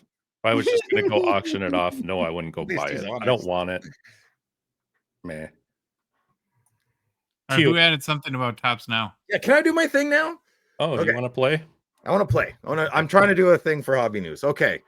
So, Tops Now on fire. Tops Now is killing it with real-time baseball cards for the 2025 season kickoff. I know we're a hockey card show. Just stick with me. Excuse me. They're pumping out cards crazy fast, like Juan Soto's first Mets homer, already up with an autograph chase. Look at that card. That Soto card's got an inscription and a base relic option. Ties it right to the game on the exact date it happened. We're always talking about stuff like that. We want that in our hockey. Mookie Betts, his walk-off homer, stunning photo, plus a batting glove relic. There it is. There it is. Thank you, Louis. Look at that card. And they produced that really quick, really fast. Very basic design, but it's memorable for the date, for the moment, and a piece of history in the card. Oh, man. Okay. So we got Cam Smith's first Astros card also dropped. Tops is on it. They're printing. I didn't give you that one, Louis. Okay. There's just another card. So my point is Tops Now is a great program that they have. Okay. As an Upper Deck fan, I know you all are too. I'm obsessed with their premium vibe that Upper Deck gives us. I hope Upper Deck jumps on this real-time baseball train as well, but for hockey, imagine a program like Tops Now. Oh, wait. I know Upper Deck's got game-dated moments on ePack. Quick cards for big game highlights like this one right here. Matthew Tkachuk. Yes, I homered for the pick. But there's no auto. There's no memorabilia. There's nothing. I mean, I do They like have the this. gold parallel, right? That's about as much as they do. Thank you, Josh. That's about as rare and as much effort these cards get. And there is effort. They're on with. They're not doing something. So they're cool. They're coming out weekly. And the physical cards get shipped later. But Tops Now is taking it to the next level. They're tying the cards to exact game dates with memorabilia and with autographs. The memorabilia and the autograph edge makes Tops Now really stand out. It's blending real-time action with tangible pieces of the hobby we love. So I'm not throwing any shade at Upper Deck, just some Tops admiration. And I'm very confident Upper Deck will go this route. And I think they've already taken the first step to do so. I would just like to see it. Well, I mean, we'd love to see it beefed up. And I would buy this card in a heartbeat if it had 2 autographs of Brady and Matthew. 2 autographs or 2 mem pieces in it or Either something, or. or whatever. That Either would give me be some gold sick. trim, like the game day events logo. I mean, it's kind of cool, but it's not like it's not. I mean, I love the way they're going though. So let's I just want to give some good critical feedback. They're tough. They're corporate. They can handle it. Let's continue with Hobby Mount Rushmore. Back at it. Defunct teams. Team number 2. This week it's the Minnesota North Stars. Ooh, love that, Louis. Very nice graphic there. In Hobby Mount Rushmore, we nominate each team or franchise's 4 most deserving players based on their stats, awards, accomplishments with that team, meaning to the franchise, and finally, hobby markets. We've completed every active NHL team, and they're now doing the defunct ones. We did the Whalers last week, and this one's emotional. It's our tears might be shed. Stay strong, Louis. Stay strong. Phil's here for you. He'll hug you and embrace you. But he's wearing the colors too. I am. Yeah, there you go. All right, let's get going. So, player number 1 to the Minnesota North Stars, Hobby Mount Rushmore, is Neil Broughton. Not only did Neil Broughton help create a Miracle on Iceville, he also played more games than any other player for our most beloved Minnesota North Stars. Over 13 seasons in Minnesota, he played a franchise record 876 games. His 249 goals, 4th most in North Stars history, 547 assists, and 796 points are the most for any North Stars player. He's a hometown hero. That's very important in Minnesota. It's one thing you got to learn about Minnesota. If you're one of us, that's very important. He also captained the Minnesota Golden Gophers, Sky Yuma, for Neil Broughton. He's originally from hockey hotbed Roseau, the Roseau Rams, near the Canadian border, tiny town, big hockey legacy. Looking at his career with the North Stars a little bit, in 1985-86, Broughton had 105 points as a member of the North Stars. This surprised me. Did you know this, Louis, that made him the first American-born NHL player to score 100 points in a season? 100 points, yeah. Wow. Pretty impressive. Played a couple All-Star games with the team in 1983-86. Was a key cog in our run to the Stanley Cup Finals in 1991, where we, of course, got smoked by Mario Lemieux and the Pittsburgh Penguins. Broughton was not just a standout player statistically. He was the emotional core of the Minnesota North Stars during their peak years and remains synonymous with Minnesota hockey culture. Oh, so cute. Did you say Minnesotans are very loyal to their homegrown talent? Yes. Mm-hmm. Run Bob Dylan out of town? That's music. Yeah.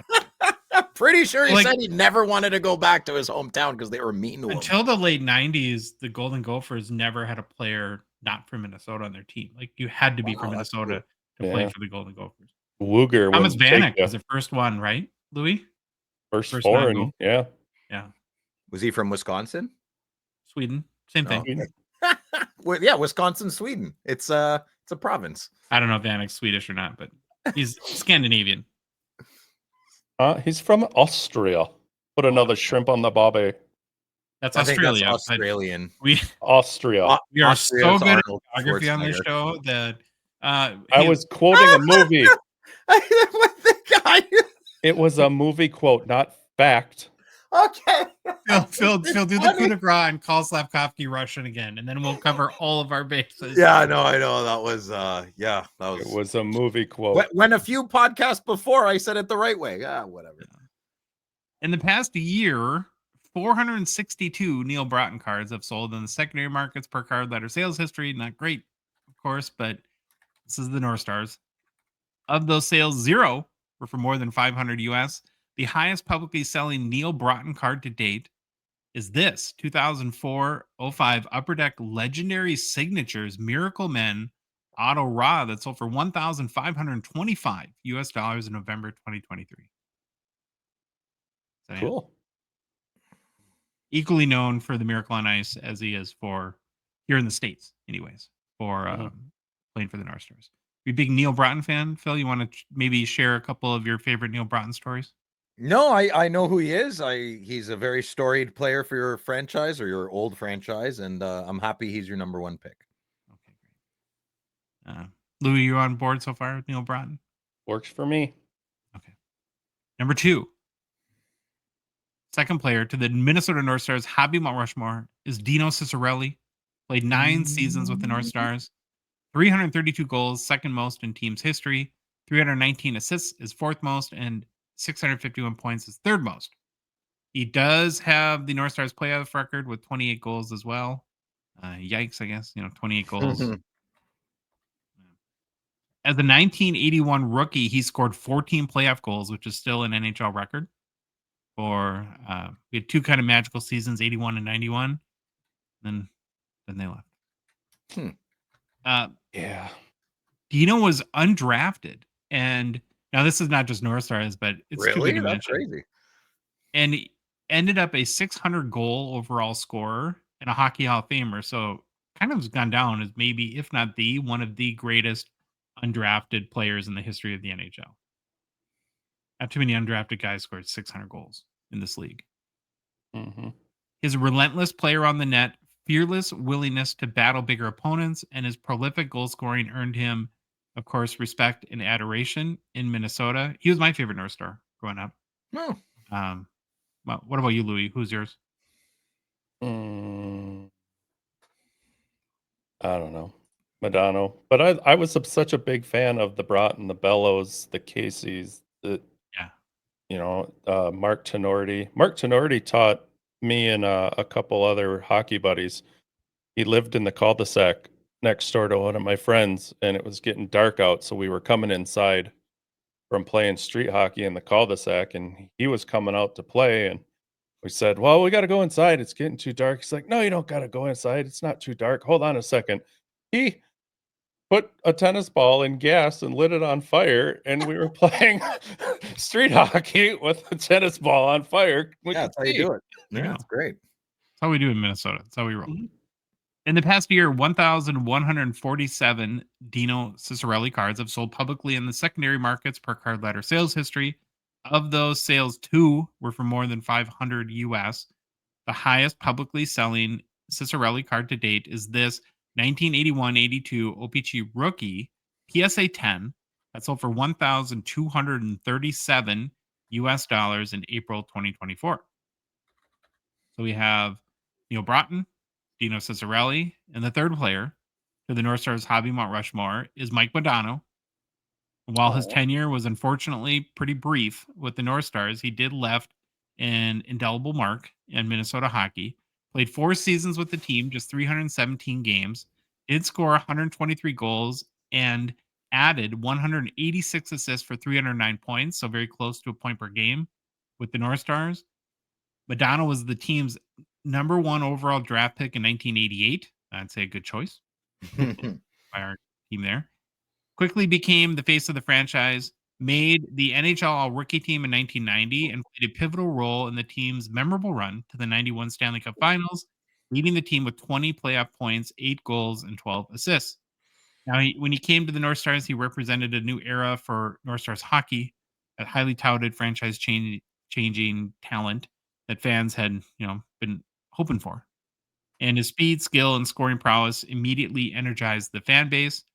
And though his tenure here was cut short by the team's relocation, Modano remains beloved by North Stars fans as the final great star who embodied the promise of what ultimately could have been. Per card ladder sales history, 6,100 Mike Modano cards have sold in the secondary markets in the past 12 months. Of these sales, 16 of them were for more than 500 US. And this card, I remembered from the Dallas Rushmore, the highest selling Modano card is a 1997 Donruss Priority Stamp of Approval, PSA 10, $2,730 US in April of 2024. Yeah. Weird card to have not a bad card, but just make note of it that it's a stamp of approval, because I've looked at these, this one's die cut. There are non-die cut versions of it too. Gotcha. Well, that leads us to the final player for the North Stars, Hobby Mount Rushmore. And pretty tough to pass up on Brian Bellows, who played Yeah. 10 seasons with the North Stars from 1982 to 92. His 753 games with the team is second most to Neil Broughton. He's number one in goals, 342 in team history. Number 2 in assists and points, had 380 apples and 722 points with the team. Broughton was the second overall pick in the 1982 NHL draft. Brian was the second overall pick in the Oh, he 1982 was? draft. Who was the first? I thought he was the first overall pick. I don't know off the top of my, because he played for Kitchener Rangers, man. My uncle told me everybody was like, he's the next Wayne Gretzky, and I just assumed he was the first player overall. That's wild. Yeah. Louis can look it up. Gord Oh. Kluzak. Oh, Gord. Love Gord. Who's that? It's called a bust, I guess. Yeah, I guess. That's crazy. Mhm. Oh, maybe my uncle was wrong. Oh, same draft year as Scott Stevens. Ooh, Phil loves him. Mm-hmm. Big PC guy. Bellows played in 3 All-Star games in Minnesota. He had 55 goals in 1989-90, which was a career high, and tied Dino Ciccarelli's franchise mark. Another guy played a critical role in the team's ill-fated 91 Stanley Cup Finals run. He had 29 points in 23 playoff games. That's a good run there. And Bellows was integral to the North Stars' identity throughout the 80s and early 90s, providing consistent high-level scoring. He was a clutch playoff performer, particularly, again, during that 91 playoff run. And you notice that's the only good thing that really ever happens. We have to reference it a lot. Mm-hmm. Over the past year, 436. Youch. Brian Bellows cards have sold in the secondary markets per card letter sales history. Of those sales, 0 were for more than 500 US, and the highest publicly selling Brian Bellows card to date is this 1983-84 O-Pee-Chee rookie PSA 10 that sold for $300 US in December 2022. So that's the Hobby Mount Rushmore for the North Stars. Neil Broughton, Dino Ciccarelli, Mike Modano, and Brian Bellows. So we do have some snubs and honorable mentions. Mm-hmm. First one I'll mention is Bobby Smith, Yes. who had He's my 2 guy. stints with the North Stars, played with the team 9 total seasons, won the Calder Trophy in 1979, scoring 30 goals and putting up 74 points as a rookie. He was the first overall pick of the North Stars in 1978. Good year. Yeah. Next is Lou Nanne, who is one of the most beloved and influential figures in not only North Stars history, but Minnesota hockey.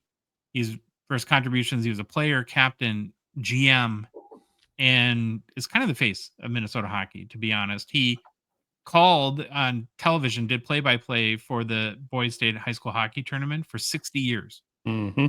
Finally wrapped it up in 2024, which was incredible. And so Lou Nanne here is a very big deal. Yep. Maybe not as well known in other places. Player, coach, GM, you name it, done it, been Mhm. there. And then a couple more snubs. John Casey, he was kind of the key figure for the North Stars behind the net. Consistent, a good playoff performer, and had a big role when the team's big playoff runs. Mm-hmm. God, how good's that look? Damn, that uni and everything's amazing.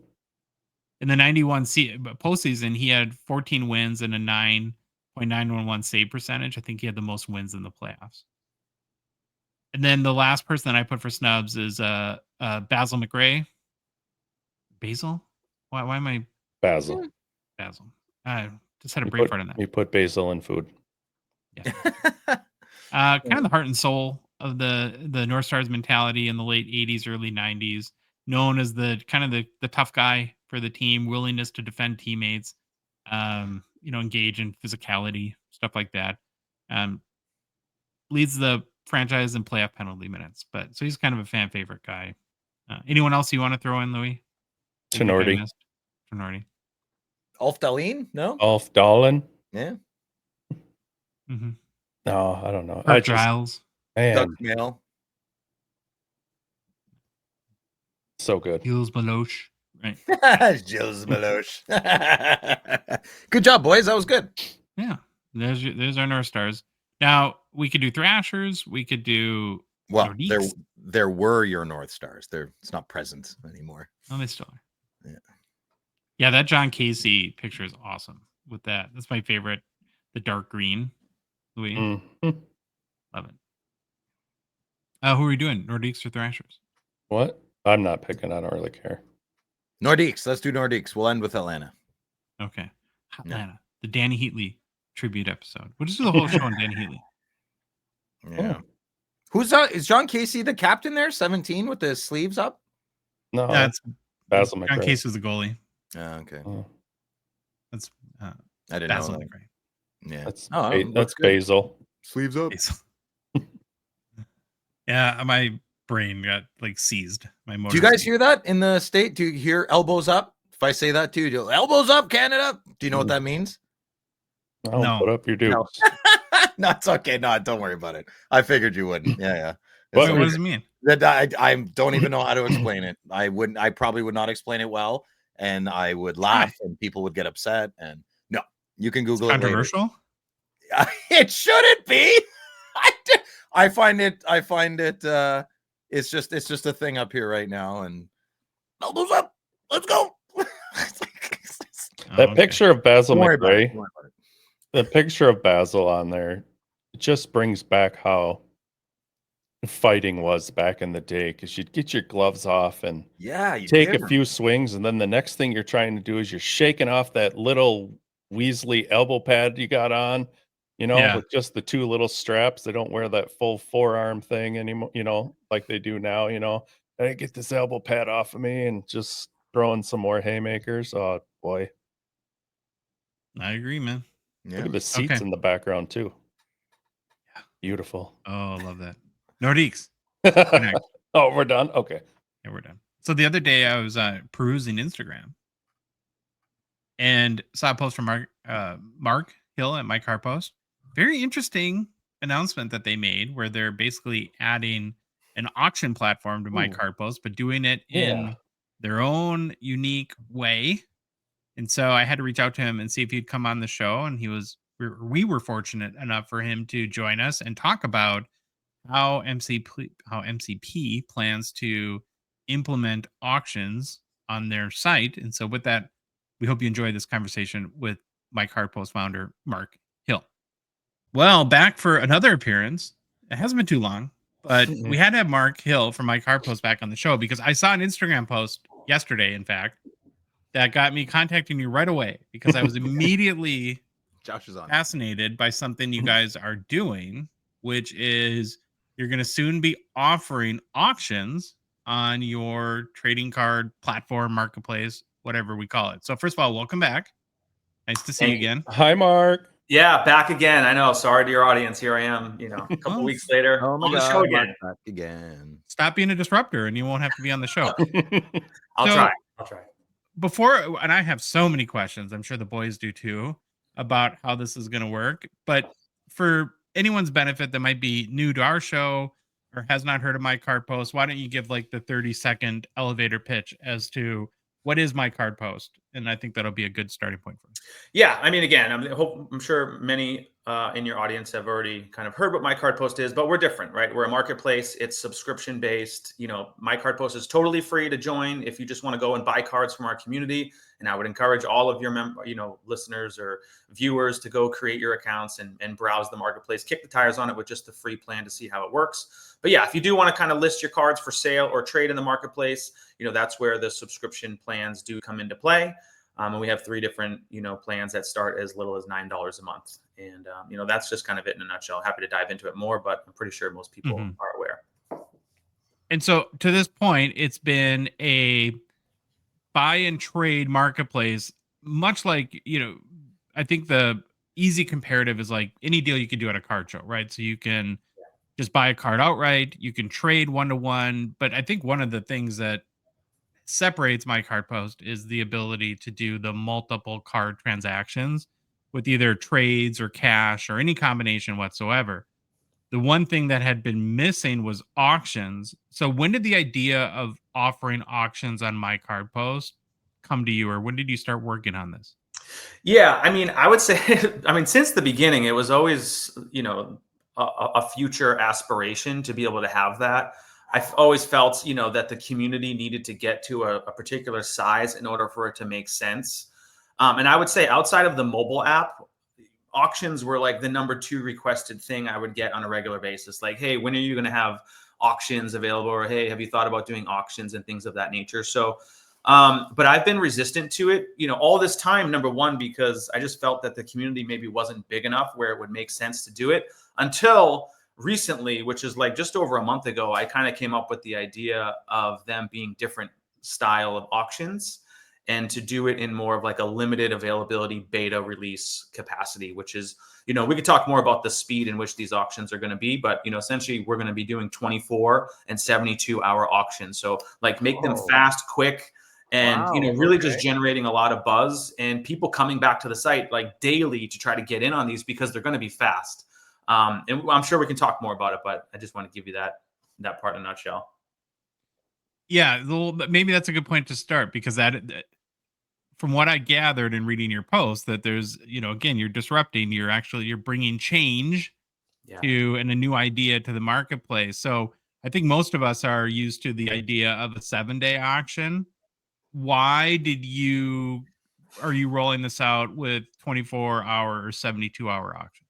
Yeah, I think there's a couple reasons. One, I feel like the 7-day auctions, while they're great, it feels like forever. And it feels like there's barely any activity for 6 of those 7 days, right? And that a lot of the action, specifically on eBay, is in the last hour or even the last seconds, right? I mean, you could see a card that's at $60 go for $550, in the last 15 seconds. I mean, there's crazy activity there.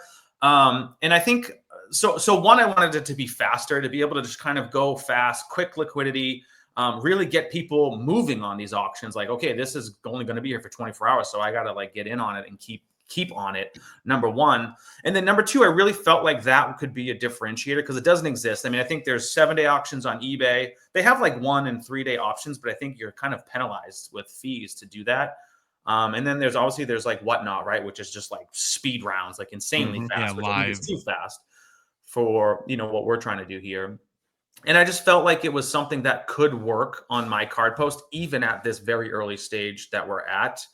And it's in the beginning, it's going to be like invite only, which is essentially I'm going to be the one testing it first. So if there's any concerns of like, oh man, that card didn't sell for anything, it's going to be, my pain to deal with it. So I'm not going to expose, any other members to the functionality in the beginning until we are able to go through some iterations and testings and refine it and make sure it works really well. And then we can slowly start bringing others in, giving them access to the capability. But I just felt like it would be a way in which it could work, at an early stage in which my card post is at. Are you going to flood the market with your golf cards, Mark? We've all seen your Instagram. So absolutely. Those are going to be the first ones to go up, Ross. Yeah. No, I'm kidding. Why is no one Bruins getting on my cards? Because base you're a big card? Bruins guy, right? Yeah, big Bruins, big golf. But I have other stuff, right? And there's cards that I'll happily throw up there because I have a good feeling for them being attractive to the community that we have. Well, it's funny, like any marketplace, right? Like if you're like an economics person, you can break it down to like incentives and disincentives, right? And one of the challenges, I'm sure you know better than me about any sort of fixed price marketplace, is that it's really hard to build in disincentives for people to price their cards rationally. Yeah. Right. And it happens everywhere. It happens at eBay. It happens where it's like, Phil, like on your Friday nights with Phil show, you'll go and you'll find a O-Pee-Patch auto that somebody has listed for like $8 million, right? And laugh at it. And so in a way, I wonder if like an auction system as a part of the network is a way to balance that out, because that's how you find out the true value of a card is an auction. And is the idea part is to add more liquidity to for people that really want to price their cards at market value to be able to move them.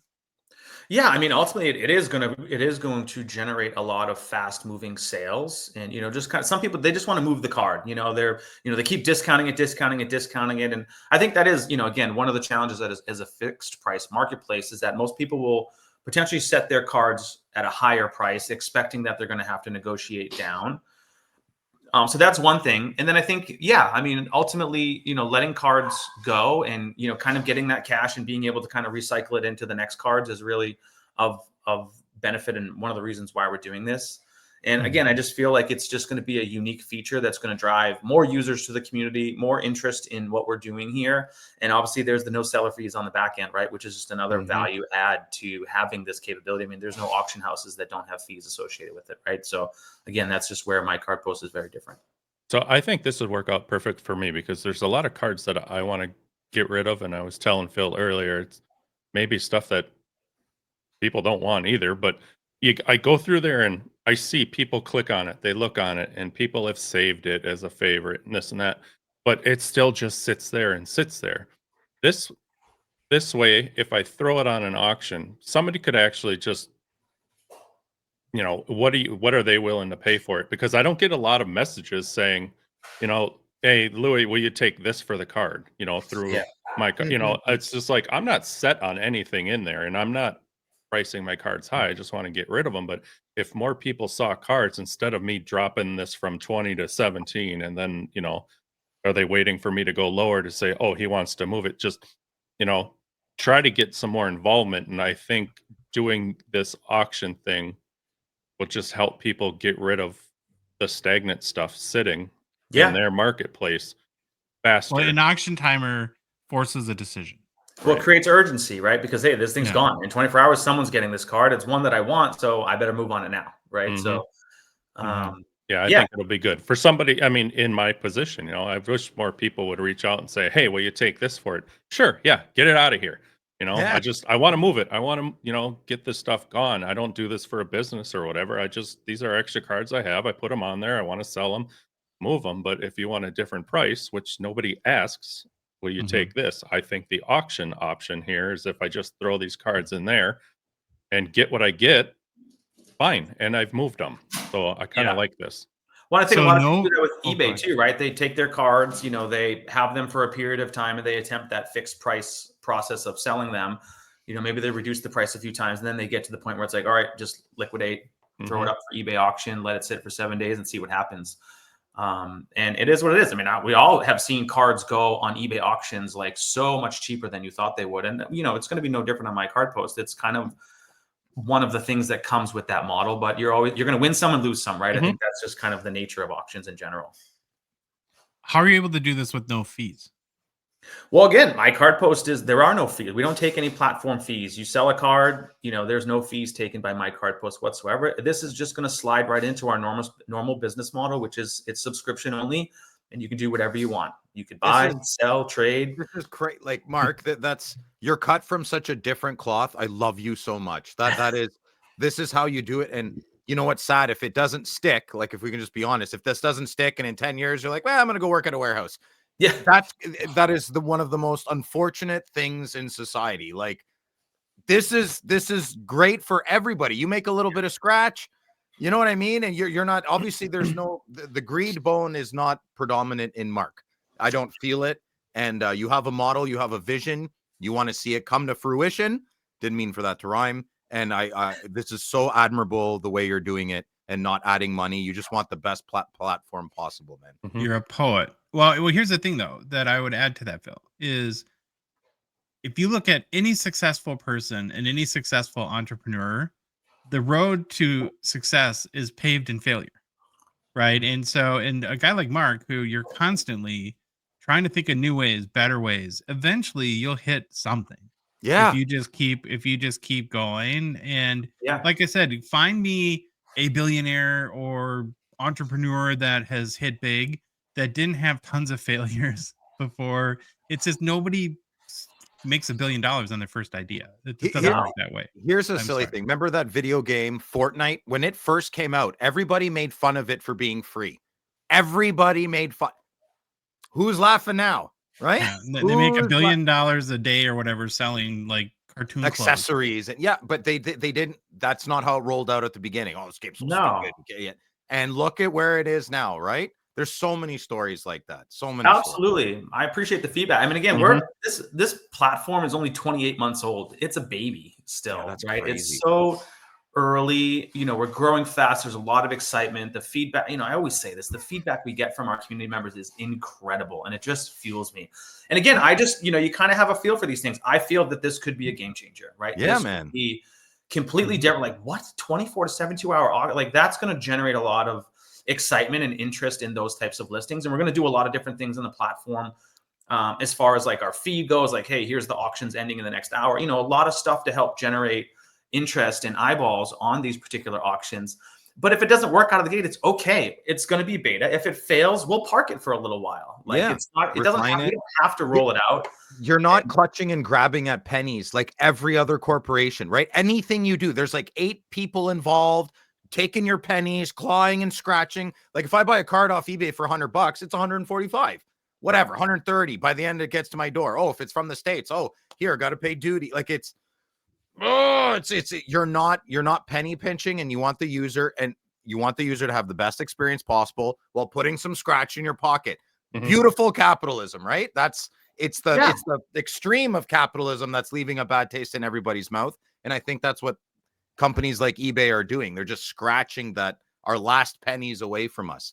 So yeah, I mean, it's ultimately, I just want to have a self-sustaining, flourishing business that is able to support itself, as well as maybe a handful of employees as well to help. I mean, as time goes on, we're going to need more help. We can only business is business, man. You got to make money. I have a business. I don't hide it, but I give money back sometimes. If I do an estimate, it's too much. I give money back every year. I know that's crazy, but it keeps that customer for life. And they're going to tell everybody that my company's honest.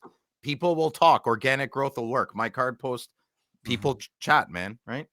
I think the model works, and anything and everything that is like hobby related, as far as the different innovations that are out there, I feel can fit into the My Card Post model, right? I just feel like this subscription-based, community-focused model where people can build relationships, make friends, connect with each other on social media. I mean, you just have total freedom because there are just none of those restrictions that come with, with the fee-based model there. So I just feel like any of these things can fit. We just need to have, of course, a larger community, more buyers, more sellers. I mean, that's going to forever be the problem. It will never be big enough. And, eBay's got 35 years on me, right? I mean, and they have massive number of users. Like, that's not what I'm trying to do. And, I'm just another option for people. And I firmly believe that everyone's cards should be everywhere. They should be on My Card Post, eBay, MySlabs, FairSwap, like put them all over the place. Like, it's totally cool with me. I'm sure you know this, Mark, but like I Googled some eBay stuff last week. Every quarter, approximately, they make $1 billion in revenue, and it's 300 to 500 million net every quarter. Yeah, they got a bit of a head start on you, buddy. Yeah, their pockets are slightly deeper than mine. David and Goliath, brother. A little bit deeper. Yeah. Okay, I want to get a little bit more back into the mechanics of how this is going to work. So, to buy or to bid on a card, I could do that if I'm I don't have to have a paid account, right? I can, as a free user, I can bid and buy on any auction. To list a card, I'll have to have a subscription, and that starts at what? Yeah, the first subscription plan starts at $9 a month. Okay. And that allows you to have up to 50 cards on the platform at any given time. And that will just fit into, you can take any of your fixed price listings and you'll be able to send them to auction. As well as if they don't sell, you'll be able to send them back to the marketplace. So I mean, you'll have both of those. So you could have 50 auctions going for $9 in theory once this rolls out, and that's your only fee for those. You'd pay $9 total to auction off 50 cards. 50 cards. Theoretically, yeah. So you can imagine. And then when those are done, you can list 50 more. Well, yeah, I mean, assuming you list all 50 at the same time and they sell, yeah. But if you list 50 over the next week, and then as they sell, you'll be able to just kind of continuously replace them with more. Throw in another. Again, that $9, like, essentially just dilutes itself across all 50 of those auctions. I mean, imagine the seller fees of doing 50 auctions on eBay. Right. How many? Hey, Mark, how many current users do you have on My Card Post? Yeah, so we're over 12,000. I want to say it's like 12,300 or so total today, as of today. Now 63,000 cards on there. Yeah, and that's even down. We were up over 100 not too long ago. But people kind of go on vacation mode and their listings disappear, or their subscriptions, payment fails or whatever. So there's lots of different varying reasons why cards will come and go in the marketplace. It's not like in eBay or others where the listings just live forever, right? They're kind of active with your subscriptions. So, the marketplace is always going to fluctuate up and down. Have you, I guess I might be jumping ahead. I'm just kind of getting into the nitty gritty here. Have you decided with the 24-hour auctions, when you're gonna roll that out? Is it gonna be like Mondays, Fridays, Saturdays? Any I mean, day. eventually. Okay, so it's gonna be Any any day. day. Okay. You will be able to schedule them. So if you prefer them to be at a specific day and time or end at a specific day or time, you will be able to schedule it starting. The user gets to determine when. I didn't know that. Yeah, of course. Yeah, this isn't going to be Okay. like, my card post weekly auctions and then we just go flood the gate. This is going to be they're going to be Okay. popping up all the time, and they'll actually be pre-promoted. So it'll be like, hey, this card is going up for auction in 4 hours, 27 minutes, and 3 seconds, whatever. Love So it. that there'll be some pre-interest in the listings as well before it goes live for bidding. Cool. Okay, good deal. Yeah.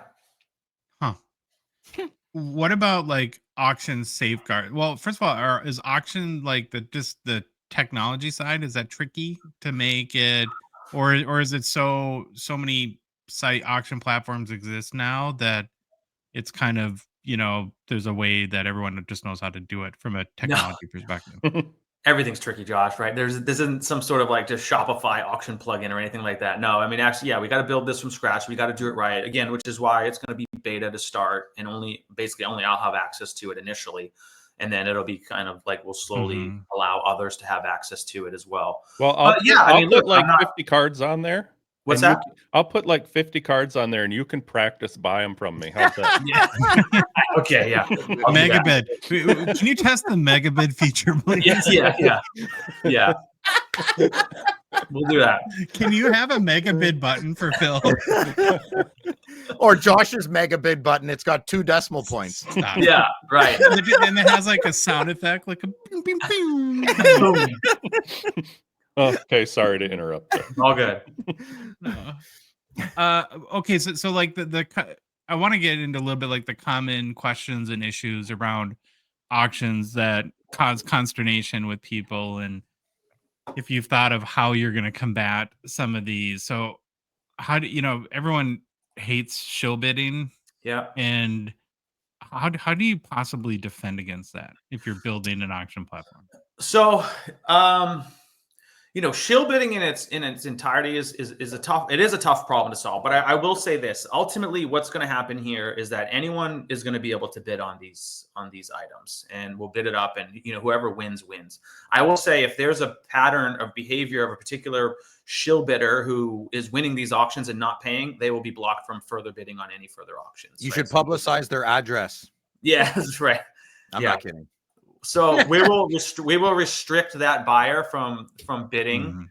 So we'll have some controls to do that, and how we reactivate them, it will probably still be to determine. They'd have to, maybe somehow prove to us like, oh my gosh, like I'm so sorry, I didn't realize I won. Whatever it may be. But anyways, I think ultimately, we're not going to try to mess around here. If anything doesn't get paid for, that person will be either restricted immediately, or maybe we'll have some kind of 3 strikes you're out model. I'm not really sure just yet, but wouldn't Mark, like you're more of like a boutique kind of shop. You'd unfortunately or fortunately, case by case would probably be the way you'd have to do that, right? Yeah. And I think that's maybe one of the benefits of my card post is that we're not an eBay with billions of users where, there's probably a lot of this. I think, we probably have a very honest, ethical user base, period. Right. So I don't see this right? Like guy could be boiling eggs and crap. Well, when you're going back to incentives too,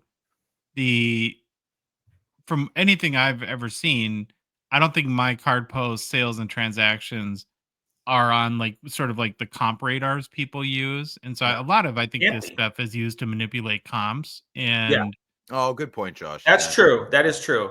And to be honest, Josh, that's a great point because our transactions can't fit. They don't fit, right? How do you price per card a 20 card transaction that sold for $1,000, right? You can't assign a value to each one of those cards, which one of those platforms could benefit from, or trading and all that stuff. It literally would only be the individual single transactions where this would make sense. You could argue auctions would fit into that model, but are you going to allow lots, or is it only going to be single cards? It's only going to be single cards to start. Yeah, I hadn't thought about lots, but maybe something to consider in the future, but not in the beginning. And so, and I think like where a lot of are you going to show bid history for people? Absolutely. Okay.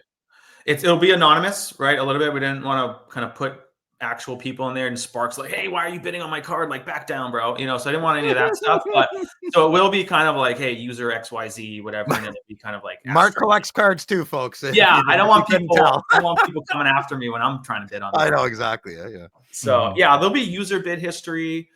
Yeah, I mean, ultimately, it's going to be kind of the same transaction model as my card post. Like once you're the winning bidder, you know, you just kind of complete your payment via PayPal, and that's it. Nice.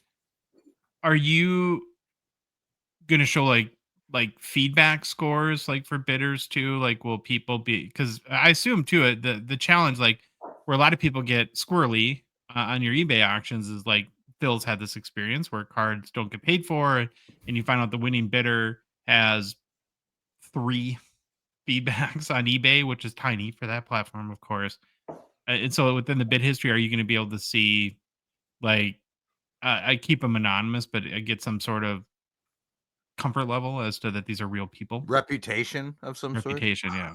You know, that's a little harder, I'll be honest, right? Because again, that would remove the anonymous bidding aspect of it if it just was tracked right back to the user. I would say we probably would have some form of being able to have the reviews and feedback on a non-paid transaction, where once the transaction's done, they can, you know, have negative reviews published on their page where, you know, that particular buyer is identified by the seller, right? The final winning bidder. And then they could then go and put a negative review or feedback score on that person's page at the end. So yeah, I think we could do that. That's a good question, Josh, and something I hadn't quite fully thought through yet. So we'll take that one back and make sure that that's part of what we want to roll out. Has anyone, did you do any research? Has anyone tried a model like this with auctions before? Or do you think you're the first one to do it? Well, again, you know, eBay has 1 day, 3 day, 5 day, 7 day auctions. I don't think it's anything crazy different. So I don't know. Actually, I know, to be honest, you know, this is, you know, one of the things about my card post, Josh, is we get an idea and we go, right? It's just like, you go for it, you try, do not be afraid of failure, right? You just go out there, take some risks. Some are going to be winners. Some are going to be losers. It is what it is. I just felt, you know, sometimes you just feel it like, oh, you know what, this will work in this way. I hadn't done auctions because the entire time I was thinking the normal 7 day model, and no, that's not going to work, and we don't have enough buyers. But, you know, once you kind of reduce the clock, you know, now it creates urgency. Now it creates people coming to my card post daily, like, you know, really to try to like get in because they don't want to miss it. Right. So, no, I didn't research it too much. It just really kind of like, you know, framed it out in my mind and then decided, you know, started putting it down on paper and then decided to just like, let's go for it. I think it's a great idea. How long do you get to pay if you win a card? So it'll be the standard. Yeah, I think our default is 72 hours. We have 7, and you'll get 24-hour reminders to pay. And then at that point, you know, you'll kind of be like rejected from the Make it 48 is like, it wouldn't that be better? I mean, your company, but I know. Like we're all adults here that need to be accountable. You have 2 sleeps. I know. That's a good one. I mean, like, I don't know. Anyway. Well, when it comes to payment, you know, you want to give people time to be able to reach out to the buyer. Like, hey, are you planning? Fair enough. Anyways, you want to kind of be more on the softer side. Yeah, I'm jaded right now. Don't ask me. It's fine. It's fine. I mean, there's no wrong answers here. It's just that's what it is today. And maybe with Phil's input, we will change it. Who knows? Yeah. If Phil had his way, you'd be entering your information in prior to bidding, and once you won it, it paid right now. Thank you, Louis. You would like to have you arrested, your account seized, and have a wire transfer ready to go. Yeah, I'm Canadian. I learned from the best, right? Hey, by no means it's going to be perfect out of the gate, right? We're going to do our best, the best that we can to make this as awesome as possible, like out of the gate. We're going to test it and see how it goes. And, you know, again, like anything, just like my card post, right? We're going to continue to make it better over time. So as we learn new things or get feedback, you know, we'll improve it for sure. When does the beta program for this launch? Like, when can I bid on your cards? So it'll probably be next. Obviously, we're heading into next month anyway, so it's pretty safe for me to say next month. But yeah, so we're actively building it now. It's probably going to be a couple more weeks before, you know, we start getting some preliminary testing done. But I don't have an exact date, but it'll be next month, which you'll start to see it on my card post. Again, it'll be beta, limited availability, and you know, we'll go through many iterations of testing these auctions, refining it. and then slowly inviting others. Phil will be first, of course, so we'll bring him in. Of course, first. thank you, Mark. Yeah, let him get his cards listed. I have one on there right now. My Gretzky PSA slab. No one wants it. Well, you can auction it. $72. I'll pay you. Yeah. 10 cents. Anything else going on in my card post? What else are you guys working? Well, I think the one other thing about auctions we didn't touch upon yet is I want to mention is so there's the kind of sniper bidding as well. So we did think of this. So one of the things we were going to have, which is if there's any bids in the last minute, we're just going to keep bumping the end time 2 more minutes, 2 more minutes, 2 more minutes. We didn't want anyone that last second sniping, and so we wanted, and that also benefits for that. sellers. Like, what do people call that? Is there a term for that? Yeah, being a jerk, but it's fun. I do it all the time. I don't know. But I think it's, that benefits, the buyers because they truly, they don't have to like sit there stressed out at the last, 3, 2, 1, and say, oh my gosh, I got outbid. Right. So it gives the opportunity for the buyers truly to engage in a fair bidding, bid on the card. And then also the seller, gets the benefit of like, hey, look, I know that as these last second bids are going to come in, my end time is going to get extended to give them a fair shot at increasing the value of the card that gets sold. So don't think sniping is not stressful. Sniping is more stressful because you have to wait the whole day till the last 5 seconds.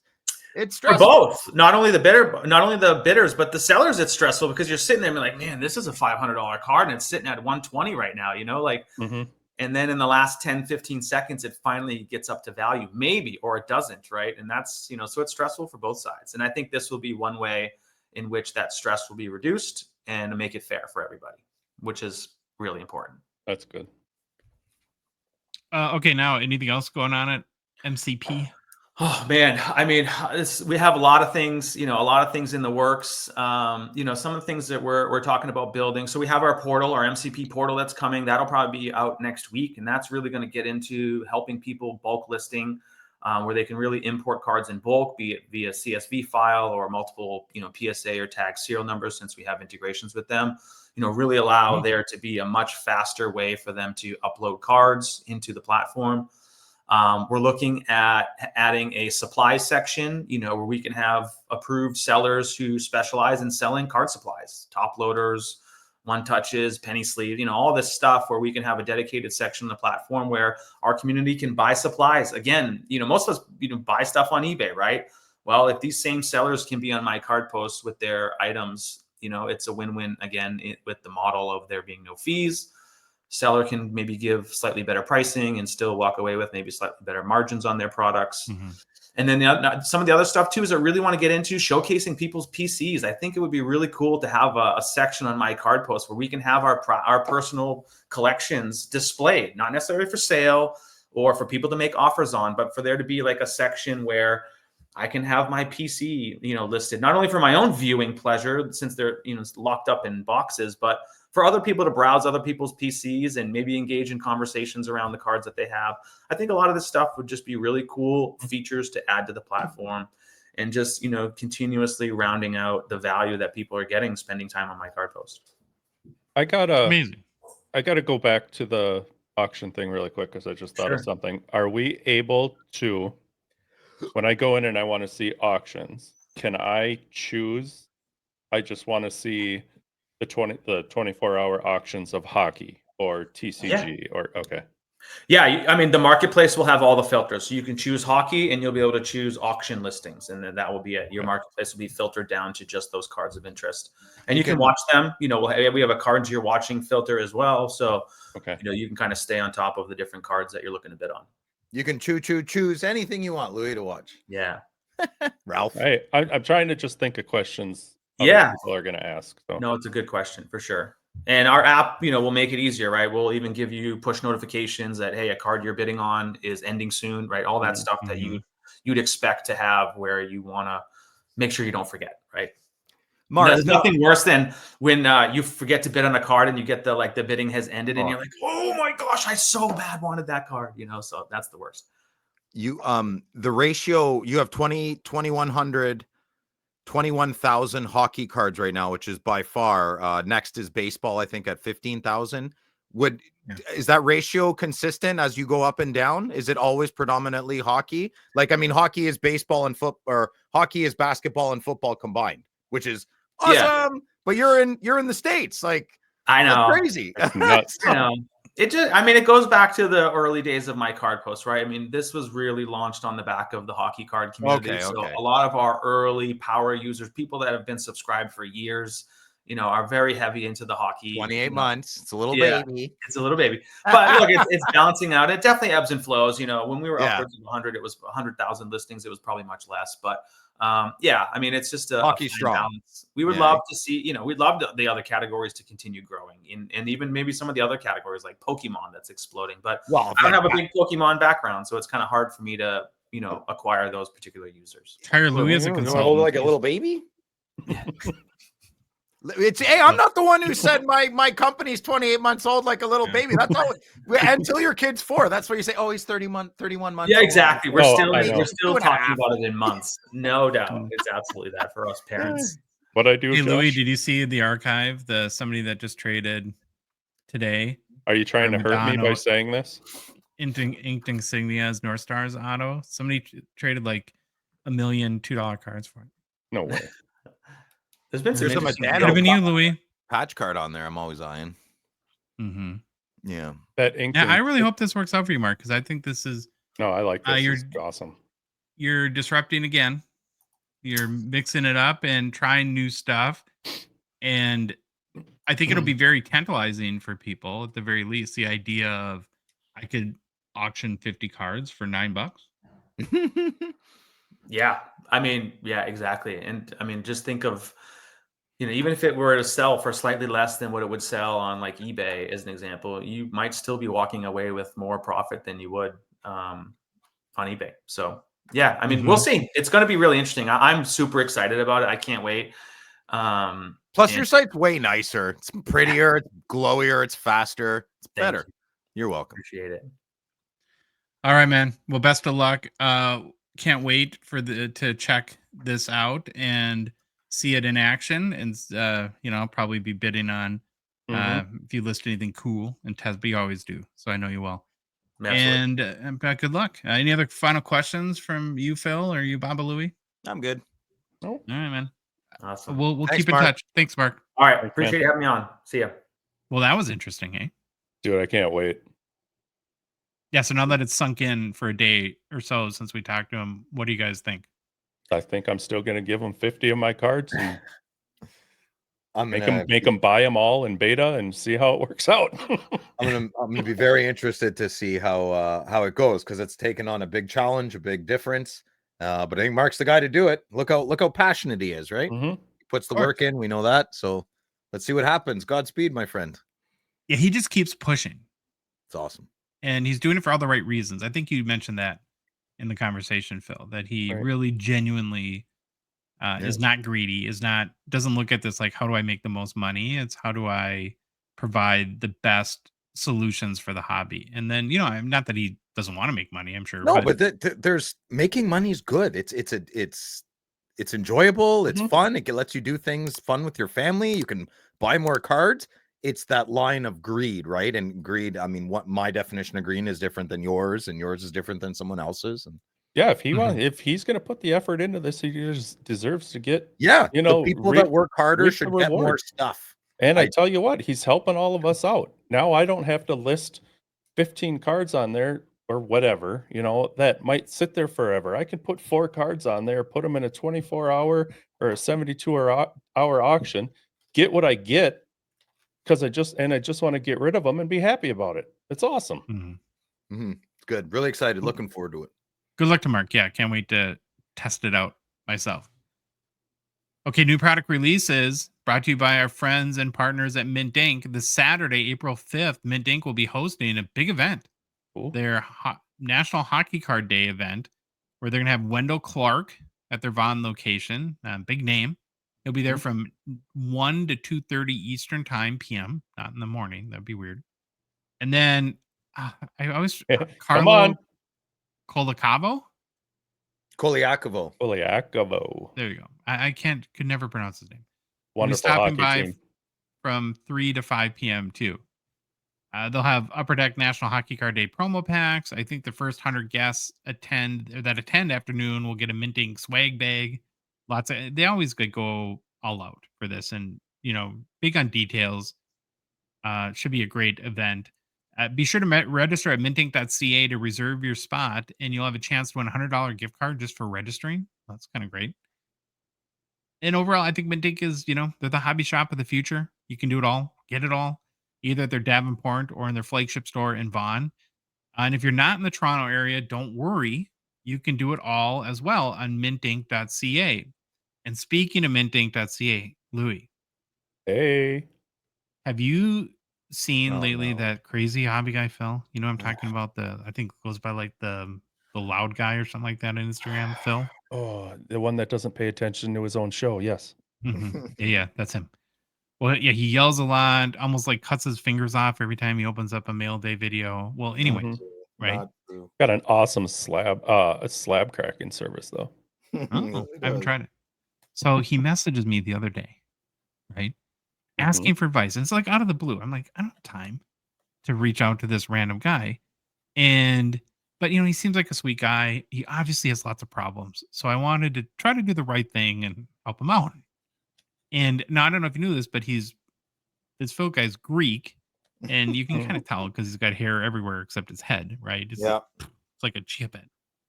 Which makes me wonder all the time why he still has conditioner in the shower. Yeah, true.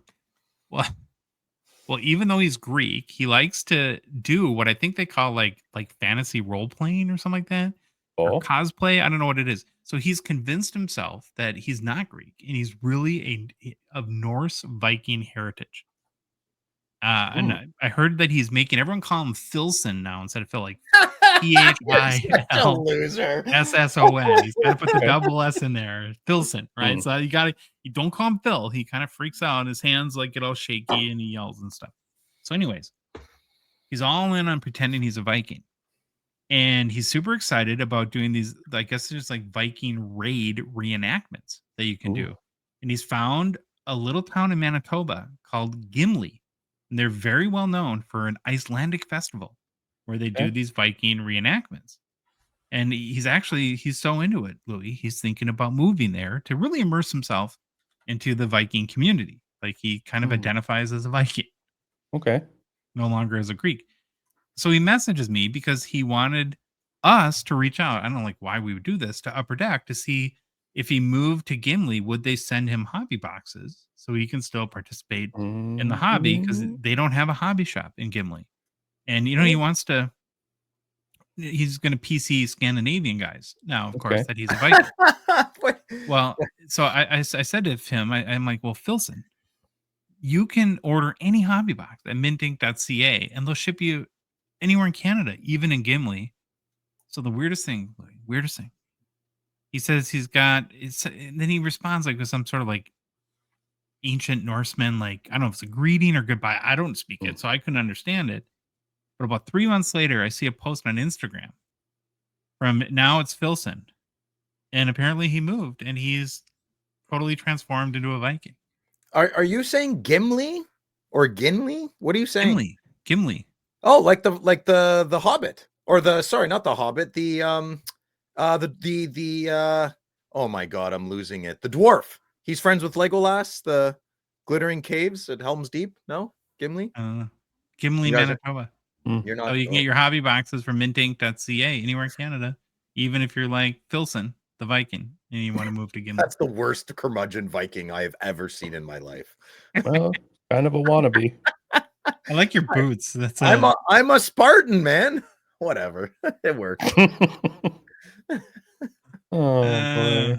He even had a mustache at 6. Yeah, that's yeah. Well, the early feedback on 2324 Skybox EX2000, to my own heart's dismay, was not very spectacular. Phil, and Louis. Discount blue light special for Josh. I liked it though. I don't know. I'm the only one. No, you're not the only one.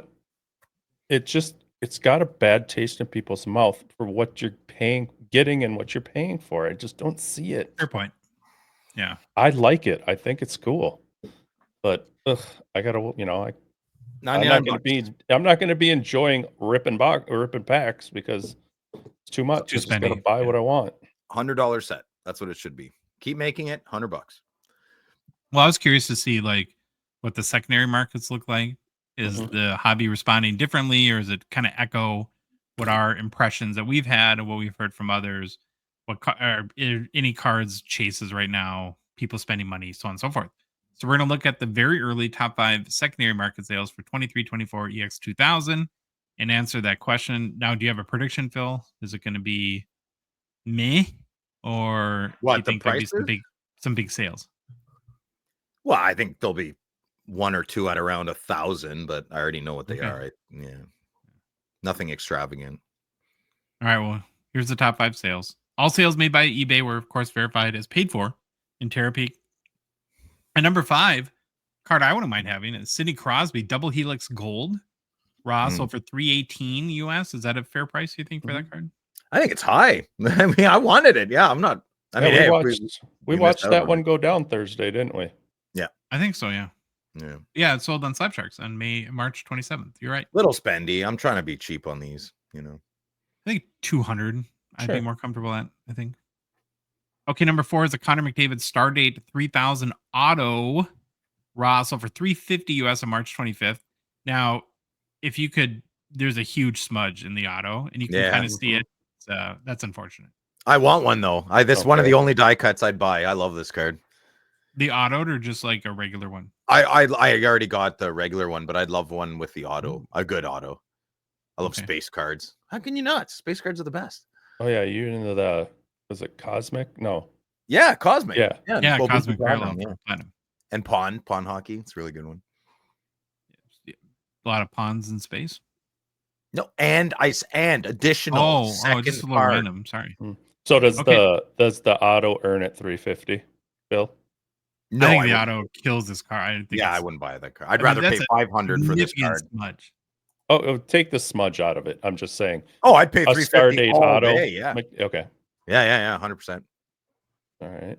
Number 3, we're going back to Double Helix. This is one Wayne Gretzky. Wayner. 365 US eBay on March 20th. Probably a fair price. 265. Norton antivirus. Norton Antivirus. Uh-huh. Number 2, Connor Bedard. Essential credentials out of 99, 430 What? US. Why? Yeah, you're gonna fall off your chair again if the next one. No. Yeah, no then one the saw next that. one's a weird sale. It's the number 1 sale is a Bedard credentials out of 499, and it's numbered 98 out of 499. Oh, that's why. Oh, it's so Mhm.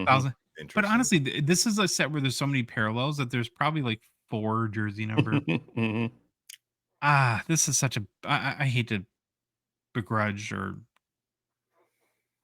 poop on It's anyone's just, parade, but I don't get it. Is what I'm saying. I just will never No one does. understand the jersey number thing. I will never get it. Mhm. Well, some people like it. I like 1 out of 100 or 1 out of 99. I like bookends. Yeah, bookends. Yeah. Yeah. I don't know, any thoughts, surprises? Probably the last we'll talk about. Yeah, for the a last while. 2. Yeah. Yeah, that's craziness. Hey, teach their own. Mhm. One last new product releases announcement is 23-24 SPX is now live on ePack. So 24-25 will be what I think the next hockey release, and we'll get into that in a show or two.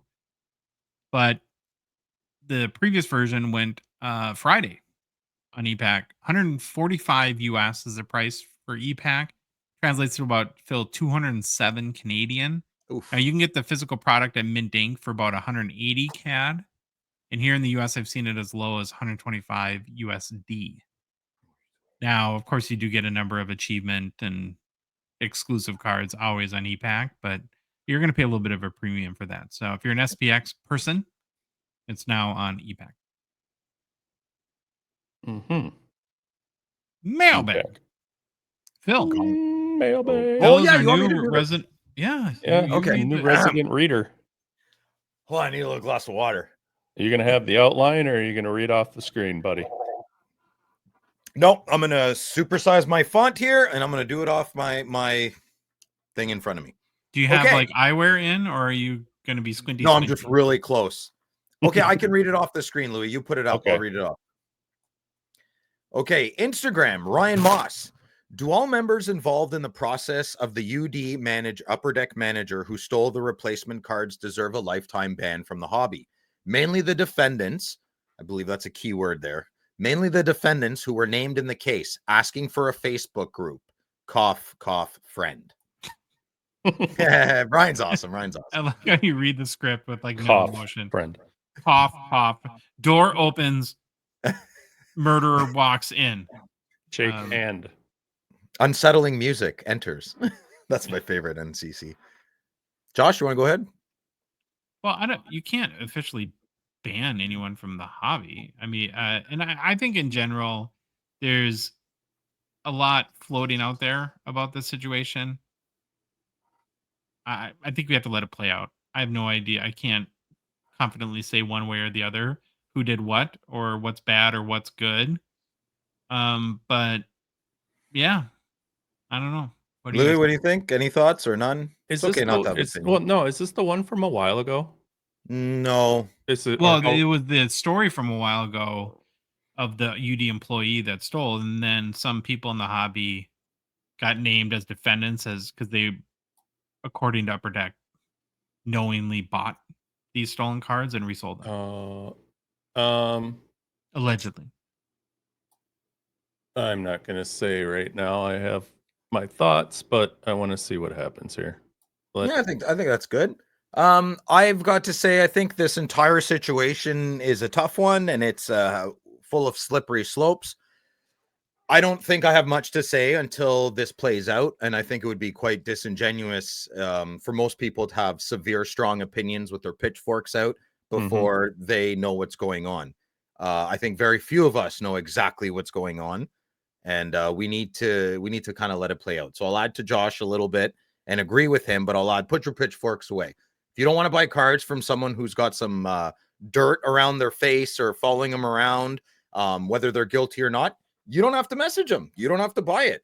You're not, if they're part of some Facebook group or other platform that you are, that's up to you to leave. I don't think the right way to move forward is to keep canceling people out of things. You're going to get canceled eventually. You will. You're going to do something that's going to upset somebody. Maybe not to the extent of what we're talking about here, but that mindset, let things play out. Once there's good information out there, I think it'll be better for most of us to make our opinions formed. That's the process for a reason, right? Let it play out. Yeah, there we go. Next question. We got Hank from Carolina Cards. Is the fake comps issue mainly limited to higher end cards? Let's say $500 plus. Or is it just as common in the $100 to $500 range? Is it only an issue related to eBay, or is the same thing happening with other auction houses, i.e. Fanatics, Golden? Yeah. So, Josh? I think the high-end ones are just more easily noticeable, but it's actually probably, if I had to guess, and I don't have any data on this because you'd have to do weeks of research, that I wouldn't be shocked if it's more prevalent in the 100 to 500 range because it's just easier to get away with. Nobody questions those sales when they happen. Yep. Yeah. I said all over the board, but yes, I will echo what Josh said there. If I had my tinfoil hat on, I'd say lower end to mid-tier cards would be a hustler's paradise right now. Not many people paying attention to $20 cards, $30 cards, $50 cards. You have a good system, you have a good formula, you're probably locking that down real good with whatever system you have. I'll leave it at that. Yeah, so maybe we should pay attention more to mid-tier. Well, yeah, whatever cards you're looking at, though, don't get burned on it then. Look it up. Use TerraPeak. See if it's TerraPeak. Gotta use TerraPeak there. Next question. Discord. We got Bourbon Card Collector.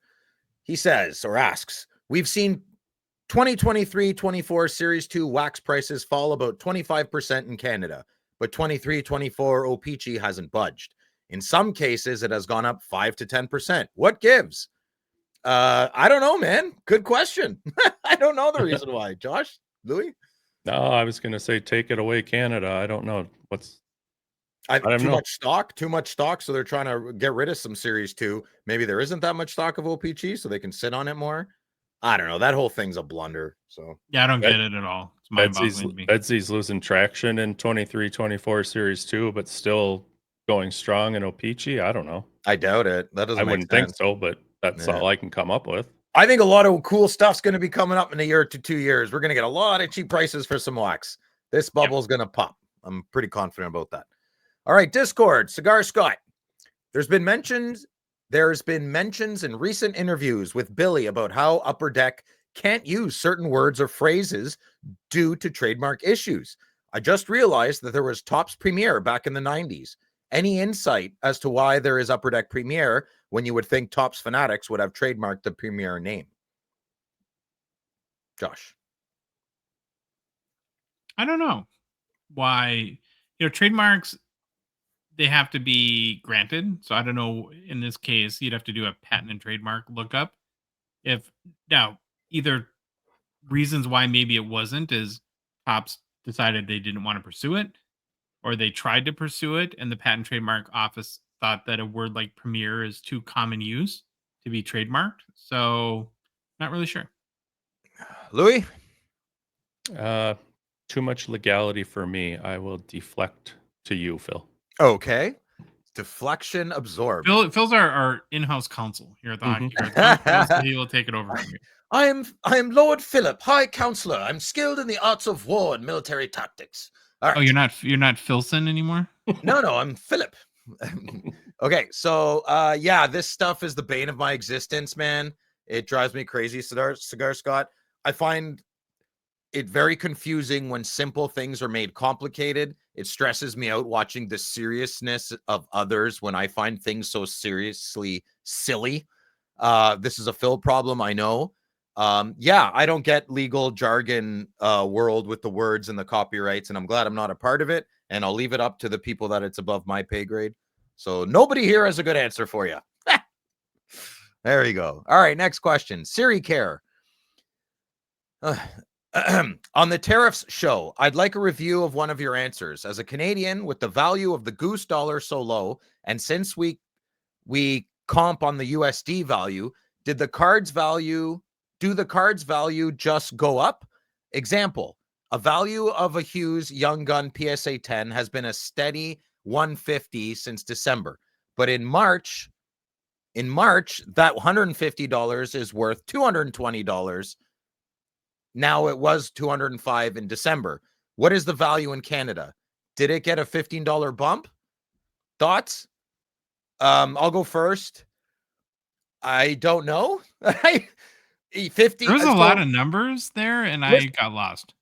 I'll give my, I don't not buy a card for $15.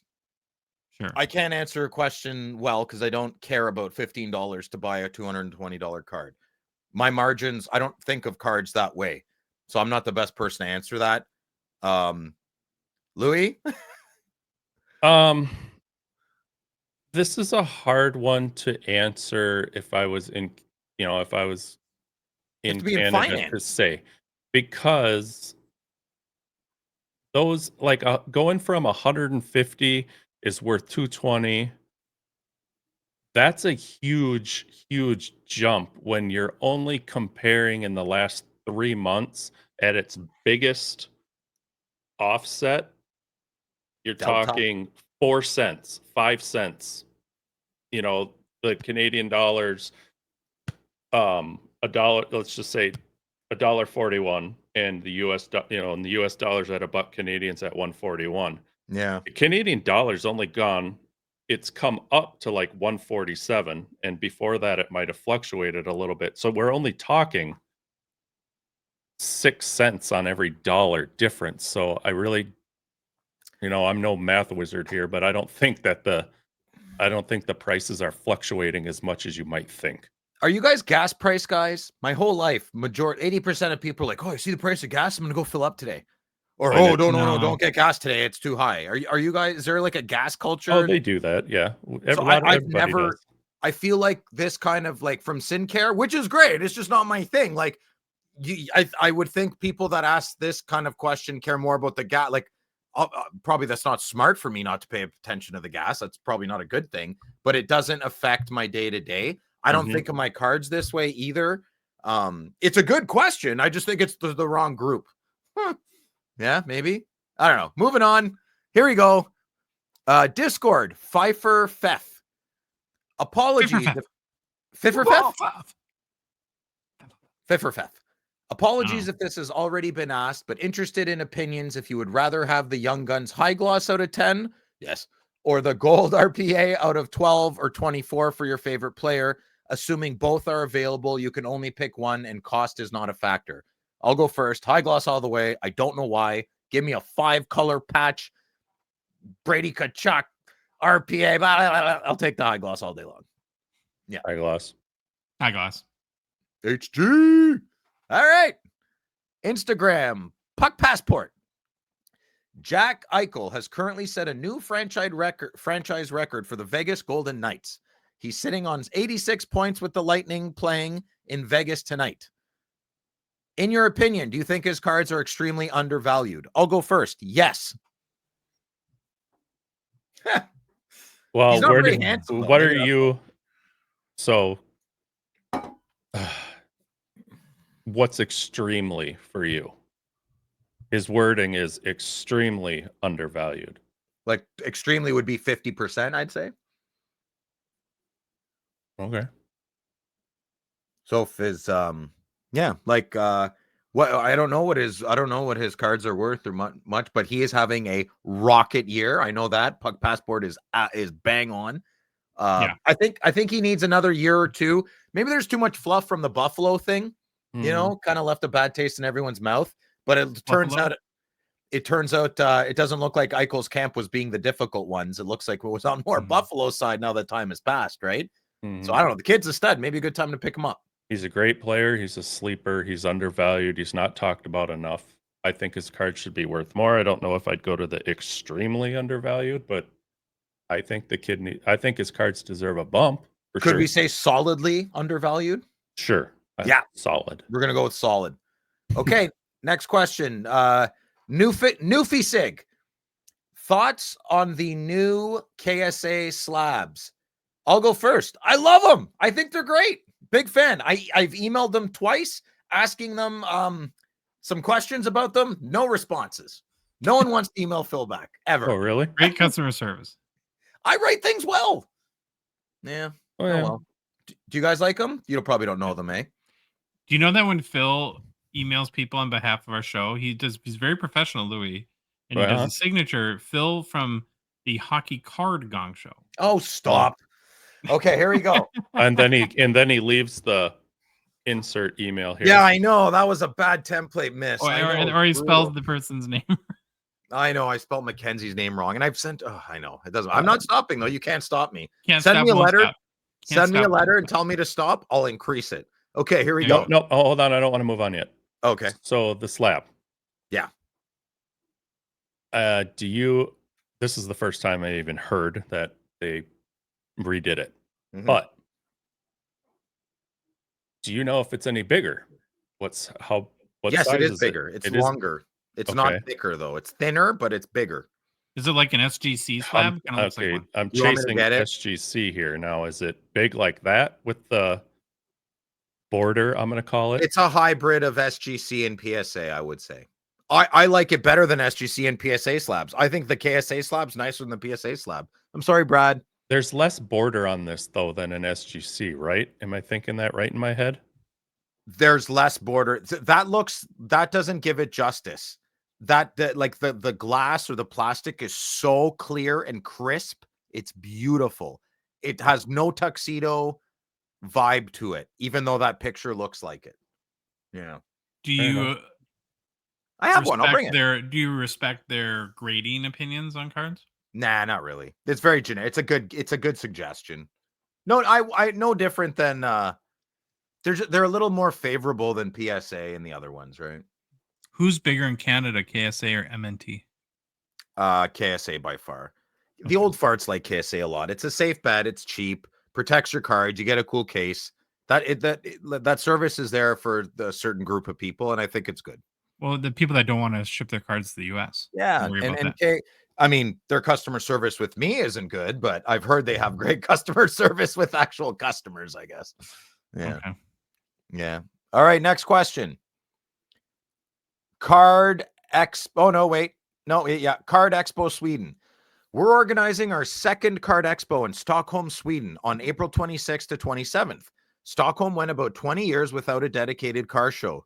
So our local market is still developing and quite different from North America. Based on your experience, what are the biggest mistakes card expos typically make? And what advice would you give us to avoid these pitfalls and successfully grow our event? Well, I'll go first. You just need to invite us and we'll help you do everything. Yeah. I want to go to Sweden, man. It looks amazing over there. Yeah. Well, that's my answer.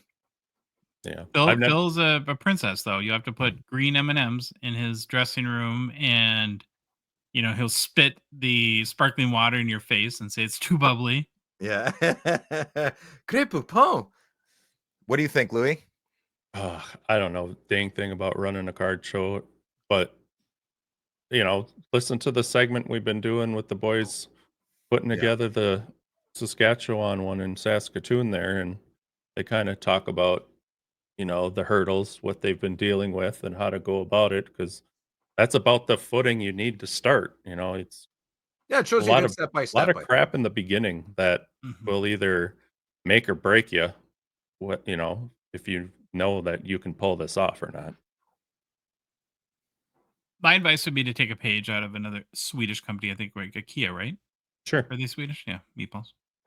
And they design their whole stores around flow and getting people through and moving through, is to have a good layout and where it's easy to kind of make your way through the show. There's a path. You have vendors logically grouped together, and make it easy to get around and people to find what they're looking for.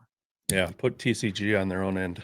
I think you got to bring good energy. I think whatever staff you hire, don't take that for granted. You want high energy, polite, well-mannered people. Sex sells. Good-looking women and men always work as well. I would do a lot of promo leading up to the events. I would put as much work into this show every day leading up to it, because the closer you get, the harder it's going to be. So I would start as early as possible. Pretty awesome that they're doing that, though. Very awesome. Give me a couple of years. Let me sell my business. I'll come visit. I'd love to. That'd be amazing. Phil goes to Sweden for a card show. My God, it'd be amazing. Okay, Discord. Tolson 70. Opinions on hobby tiers within the hockey segment. Has anyone ever seen a compiled opinion list? For example, tier 1, Tolson, you're making me go cross-eyed here. Tier 1, McDavid, Crosby, OV, Matthews. Tier 2, Makar, Kaprizov, Jack Hughes, Quinn Hughes, Draisaitl, etc., so on and so forth. Louis asked for some clarification. Tori response. I would say in my mind, it may be subjective, but looking at maybe the number of cards available, sold an average price. Tier 1 is easy. It's the hobby goats. Tier 2 gets muddier because I think that's where true collectors live most of the time. Maybe it's looking at it from a selling range. Did I foobar that? Nope. No. Okay. I think it's something that if we wanted to pursue, it would be like a topic on the show. It's not an answer to a question, but I think that was Tori's sort of suggestion, right? Is that something we've ever considered looking at? And I think we referenced tiers a lot, but have never really gone through the exercise of doing it. And if people think that'd be fun, then message us and we'll do it. Comment. Okay. Like and subscribe. Okay, here we go. Instagram. Crosby's Smash card that like button. Smash that like button. Which set in history did we start receiving multiple inserts and parallels? Oh, I know a Josh question when I hear one. I know some sets in the 90s had some inserts, but not the crazy amount we have now. Go Boston College or University, sorry. Oh, wow. I did that on purpose. I didn't even touch this one. I don't know how to. Josh, this is all you. I think it was somewhat gradual. Well, through the Get to Know Your Hall of Famers, right? A lot of these guys have had cards in the 1960 Topps all-time greats insert sets, or you started to see it in the 60s and 70s a little bit. It was the mid-90s, though, when it took off. I mean, that's when you start to see multiple parallels, multiple insert sets. So I don't know the exact set if you could point to one, but the mid-90s for sure. Okay. Next question. Makes me a little sad panda on this one. Blade from Instagram. Bladeva99. Biggest hockey card regret each of you guys have ever had. Josh, you want to go? Yeah, not buying Jeremy Lee's 2016, the OG Ovechkin O-Pee-Chee. I just bought the Gretzky. He offered me the Ovechkin, and I just spent a bunch of money on the Gretzky. And I said no. And then the guy right next to me said, well, I'll buy it. And bought it. That is horrible. And I haven't seen boy. one since for sale.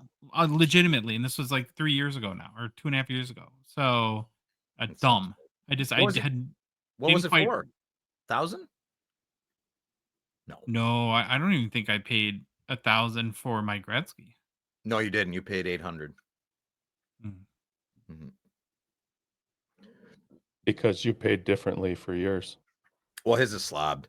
I'll go next. My first and foremost right away last year, Steve Yzerman, 1/1 exquisite patch auto. I have nightmares about it to this day. And the guy who was selling it was from Quebec City. He had it for $6,000. I offered $4,000. He said, make it $4,200 and you put it in my hands. You come up here and put that money in my hands. It's your card. And I waited 2-3 days too long, and somebody paid full value off eBay, $6,000, and bought it. So that sucked. Unless they worked out a deal on the side or whatever. But I'm very upset I didn't go buy that card. I'm really, really upset. Louis? I might be the oddball out here, and I don't mean this like I have a firm grasp on everything I do, but I don't have any regrets on either buying or selling any card. I don't feel and I'm taking out of the equation if I missed out on something to bid on, that it's just, that is what it is. But there's nothing that I've wanted so bad that I could have, that upsets me that I could have grabbed that I don't currently have. So makes sense. No, that's good. It's a good answer. All right, next up, Instagram. Yeg Sports Card 77. Do you guys sell merch, and will you be bringing some to the expo? I think Josh can handle this one. The original plan was to bring some new for stuff spring, but the checklist site has been all-consuming, A, and B, with the current tariff situation, I don't want to necessarily. We're gonna have to be really careful at the border, Louis, as far as like what in a boxes full of merch, I think would be subject to poopy duties. Yeah, I don't know. It could be. I should look into that though. But like Josh so said, I think for fall for sure, we've got it planned out. I've got the designs done, picked everything out, but we'll be doing it for fall. Yeah, what he said. Ha! That's funny. All right, you guys ready? Next question. All right, Ethan Schwartz. Yeah. I love it though. You have the ring, and I see your Schwartz is as big as mine. Now let's see how well you handle it. Okay, that's not your name. Sorry, I love Spaceballs. Okay, seems to be a lot of controversy over the Kaprizov Gold Outburst 1/1 sale. So opinions on that.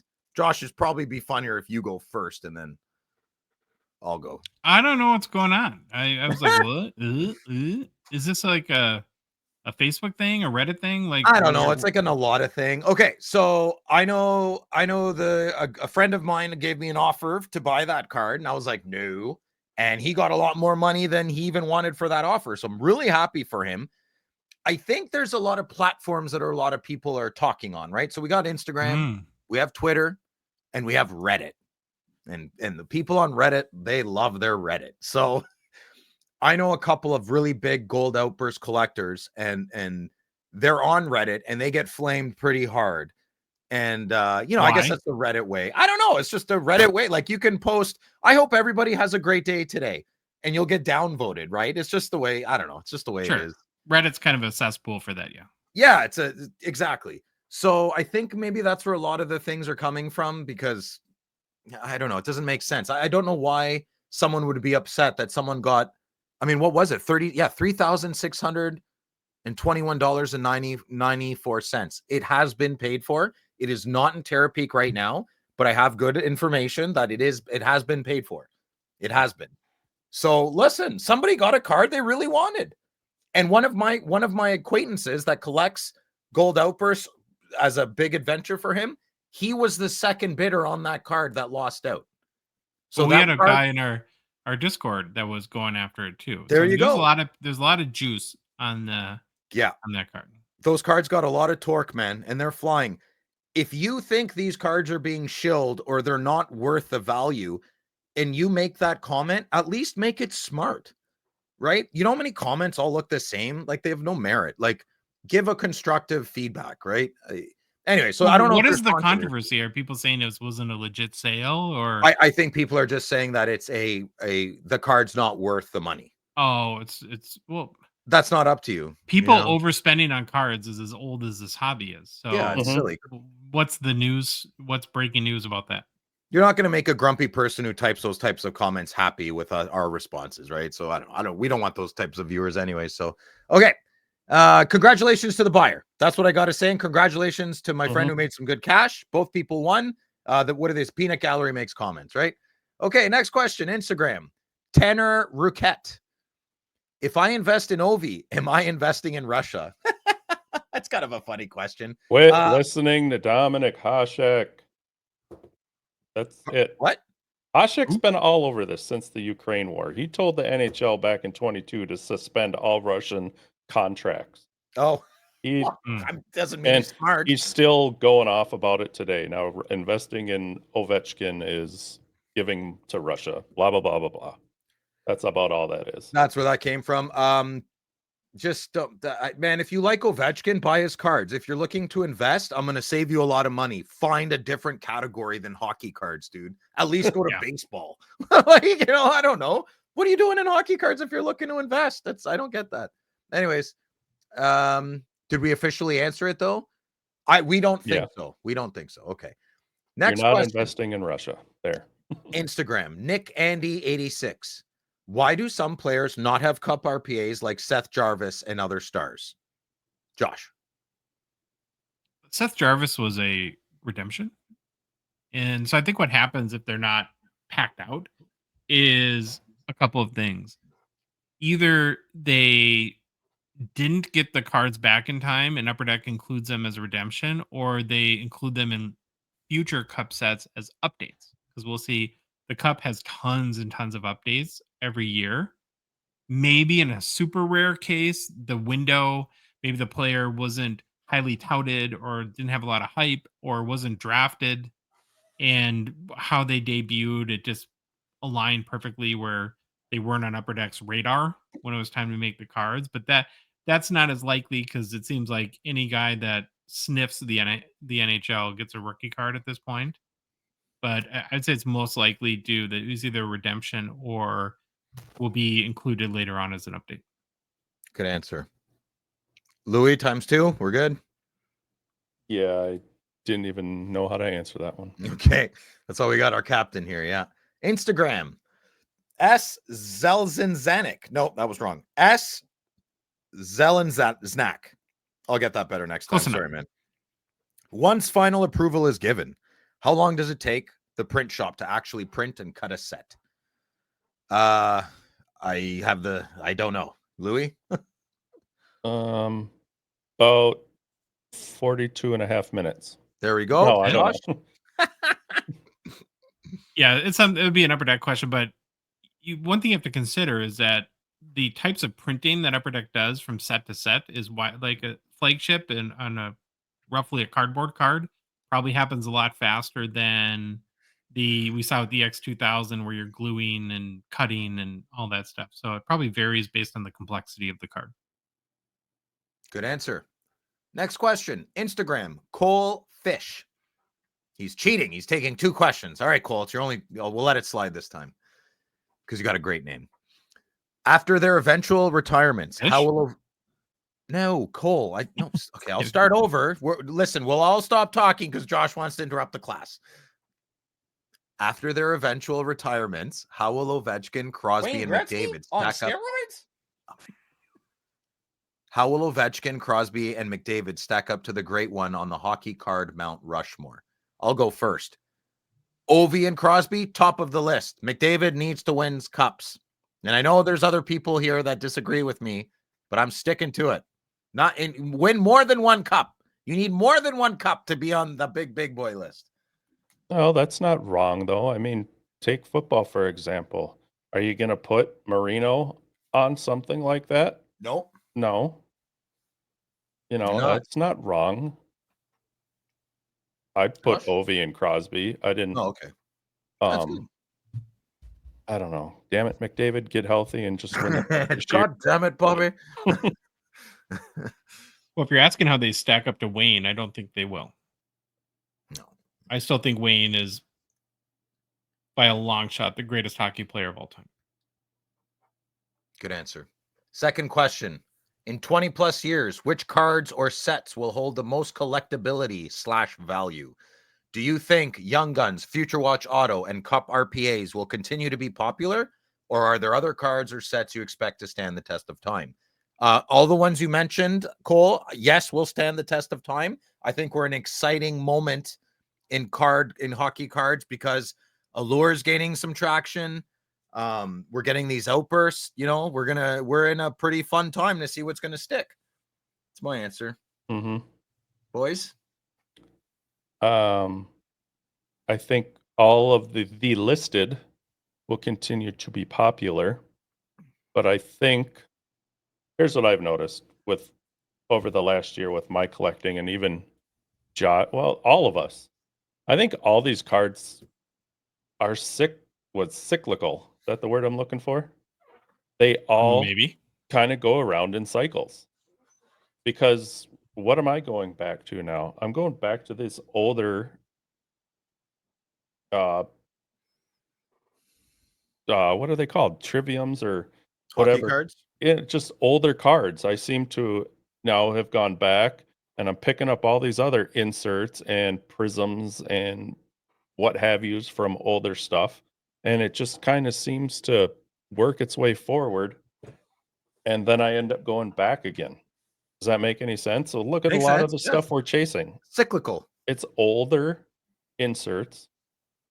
Like your Young Guns Future Watch Cups, that's all hot right away because it's new. Boom, you get it right away. But then I end up going back for different things. That's how I work. Rinse and repeat the cycle. Joshy Poo? Yeah, I don't know. I think that it's impossible to tell. Who would have thought 2 years ago that a flagship card would be more valuable than the rookie from the cup? Yeah, that's true. People would have laughed at that, right? What I do think, though, if you want to think towards the future, is you got to look at it's so important in the hobby today to be able to identify true rarity and scarcity versus all the junk variety and the fluff 101s and the million out of 10 parallels that where a novice, a new collector says out of 10, oh my God, right? This is incredible, but it's like one of 8,000 out of 10 cards or parallels for that player that year.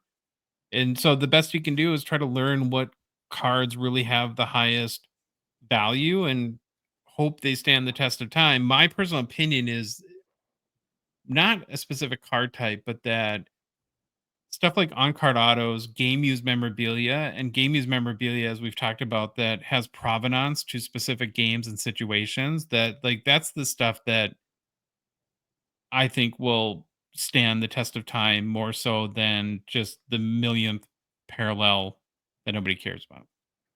I mean, the 4 relic black diamond jewel thingy? Yeah. Okay, next question. Or like Artifacts has like 17 parallels of their base set, right? And so it's like, what's the difference between the out of 39 and the out of 25? Nothing. True. Good answer. Next question. Instagram, Cornmeal Rosin. Y'all just gonna let Brady have more goals than Matthews and not mention it, Phil? Well, I think I'll take this one, boys. Oh, I'm aware, good listener. I am aware. I'm just trying not to flood our audience with my homering heavy flavor. Except Don't worry, good though. listener and Cornmeal. There will be some very good videos at the end of this year. They're tied. I just don't want to flood the market with my handsome awesomeness. But they're tied. He doesn't have more goals than. Doesn't matter. Dude, I don't care if Brady's 10 within 10. That's pathetic.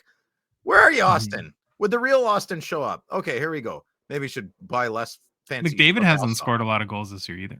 We're not talking about McDavid. We're I'm not just, talking. I'm just saying, I'm saying, and I'm saying. Instagram, Mr. Brinklow. Mr. Brinklow. For items that are missing a COA, cash on arrival? No, certified of authenticity. Certificate. For items that are missing a COA, what is the best method for signature authentication? Well, I can tell you this. You can email Upper Deck all you want. They won't email you back. Just hopefully your name's not Phil. I would say probably PSA, honestly, because that's what I would. Everybody, again, you can have your opinion on anybody's authentication, but I would say 99.9% of the hobby, if it says in a PSA slab and it says the autograph's authentic, that they're going to buy that. Yeah. It's the community standard. Mm-hmm. Yeah. Doesn't mean it's flawless, but it's the community standard. Mm-hmm. Would that be fair? Yeah. Instagram, Derek LaFay. Should Canadians be deferring hobby money to the Canadian singles market instead of US owned Upper Deck? I do not look at things that way. Maybe I'm naive, maybe I'm ahead of the curve, but I'm willfully turning a blind eye to all that, and I'm going to collect my hockey cards the way I see fit. That's my answer. Singles is always a good bet. Nothing Sure. wrong with that. If you're feeling like you don't want to support Upper Deck because of the whole geopolitical thing, then buy some singles. But you're kind of supporting Upper Deck by doing that anyways too. So yeah, I love and even the beloved vintage O-Pee-Chee were really an American company and sort of tops. I mean, yeah, no, I do. Right? Tim Hortons is owned by an American company. Yeah, just there's a I don't know. Oh, what a tangled web we weave. Hey, Phil? I know, eh? Throwing boulders in glass houses. Boom! Oh, what? Do you know how many people don't know? So anyway, okay. I'll be up there in a month. I'll defer some of my money to Canadian singles. Okay. Last question. Okay, here we go. The last one for the big one. I need to read. That's a lot of reading. I know.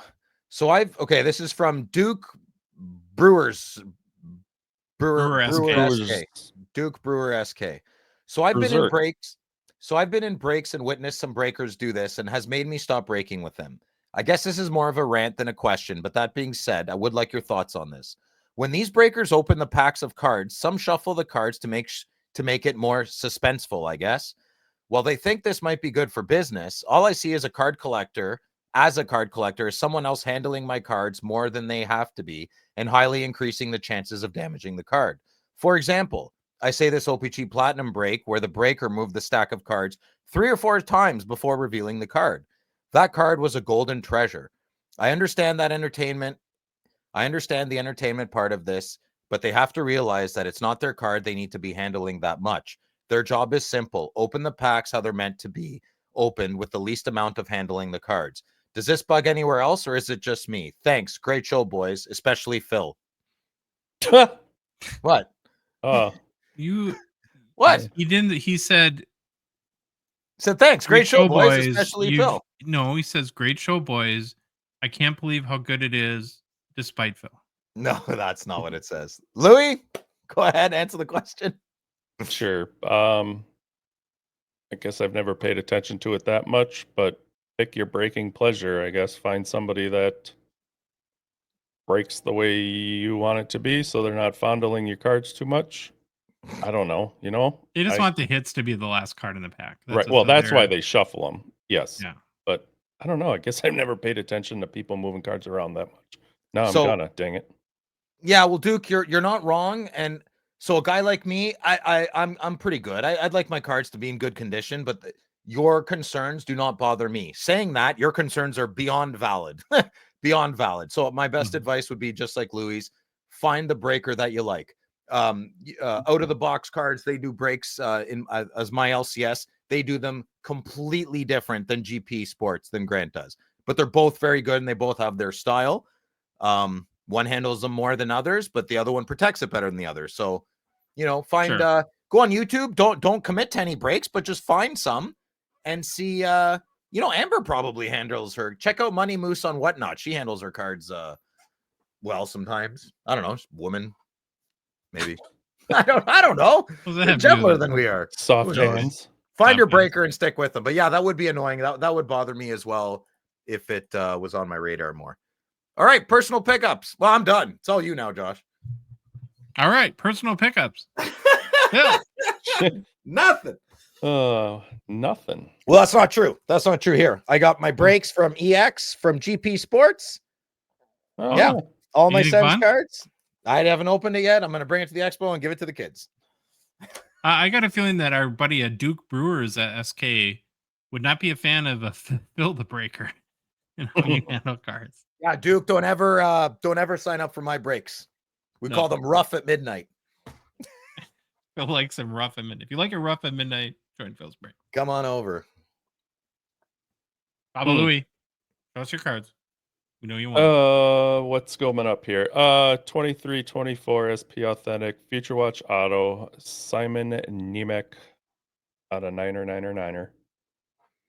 Nice. Crossing my fingers on this kid here. See what happens. Okay. Hit you hard in the wallet there? No. Good. Wasn't he like the number 2 pick in the draft or something like that? I mean, he's highly touted. Highly touted. Second pick. Jesus. Second card. Oh, Vanguard. 0102 Vanguard Blue Madonna. Vanguard's such an awesome name. Just yeah, so strong. I saw your blue. Who did you get last week in blue? Josh? Don't remember. Oh, that's rough. Madigan's a strong name. Madigan's a very strong name. It's really good looking too. And then late last night, I did a little negotiating with somebody and picked up a 13-14 Panini Select Silver Prism Madonna. All right. Fun. There's one more left for you, Josh. Do you get it on ComC? Nope. Oh, really? I Nice looking card. I left that. I love for these. you. Well, I showed him mine in person and how the silver is like. Obviously, I didn't think Louis just found this one randomly. No, I'd seen it, but I didn't like the picture. I didn't like the way they looked. I'd never seen one in hand. One in your hand, and then when I saw Josh's, I was like, I could probably deal with that. So yeah, blinded by the light. But I'm not paying what ComC wants. I found somebody else on there with one and kind of did a little chit chat and there you go. Saved $10. There you go. I got 3 cards. The first one is Gun and Slab Sharks. I bought during our live show. It's great. 2019 Jack Hughes rookie breakouts out of 100 raw. I like rookie breakouts, so happy to have it. Then, in honor of the Minnesota North Stars Hobby Mount Rushmore, I had to get the 2001-02 Topps Chrome Neil Broughton rookie reprint refractor. Is it refracting? Is it refracting? It's important. And then, just for Phil, I got a 2013-14 Panini Select Sidney Crosby Silver Prism. I have Crosby and Ovi. Yeah, I know. Friends. Yeah, it's fine. Yeah. Well, what are you buying? Why are you buying? Who says I'm not? You're buying weird stuff. Oh, I'm private. I know I'm loud and bombastic, but how many times have you been like, Phil, why didn't you tell me that? I'm like, I don't know. Let's keep it private when it's 3-hour show or more. Good job, boys. Had a lot of fun today. Hope you had fun. Yeah. Hope the audience had fun. If you like the episode, please leave a rating and review on Apple, Spotify, whatever podcast app you listen to us on. If you love the show, you want to join the crew on the Hockey Cards Gongshow Discord server, please consider a $5 US donation per month. Join our $2.99 support level tier out at Patreon. Link is in the show description, both YouTube and podcast apps, and our Instagram, TikTok profile, and our website. There's a link to it, hockeycardsgongshow.com, and then or just go to Patreon, patreon.com, and search for us, Hockey Cards Gong Show. Follow us on social media. We're cool. We're on Instagram, Facebook, TikTok, Twitter, and YouTube. And boys, the Hockey Cards Gong Show podcast is a production of Dogbox Ventures LLC. Have an amazing start to your week. We'll see you on Thursday. Can't wait already. All right, Baba Louie, you know what to do. Bye. Dog show, we're dropping the facts. Hockey cards on fire, no holding us back. Josh looking looking sharp, the face of the scene. Feeling pork chop pants, rocking it clean. Baba Louie in the booth, he's the man with the plan. The best producer in all the land. Gong Show Nation, let's hit the flow. It's the Hockey Cards Gong Show. Let's go, let's go. Wanna say the men in the show.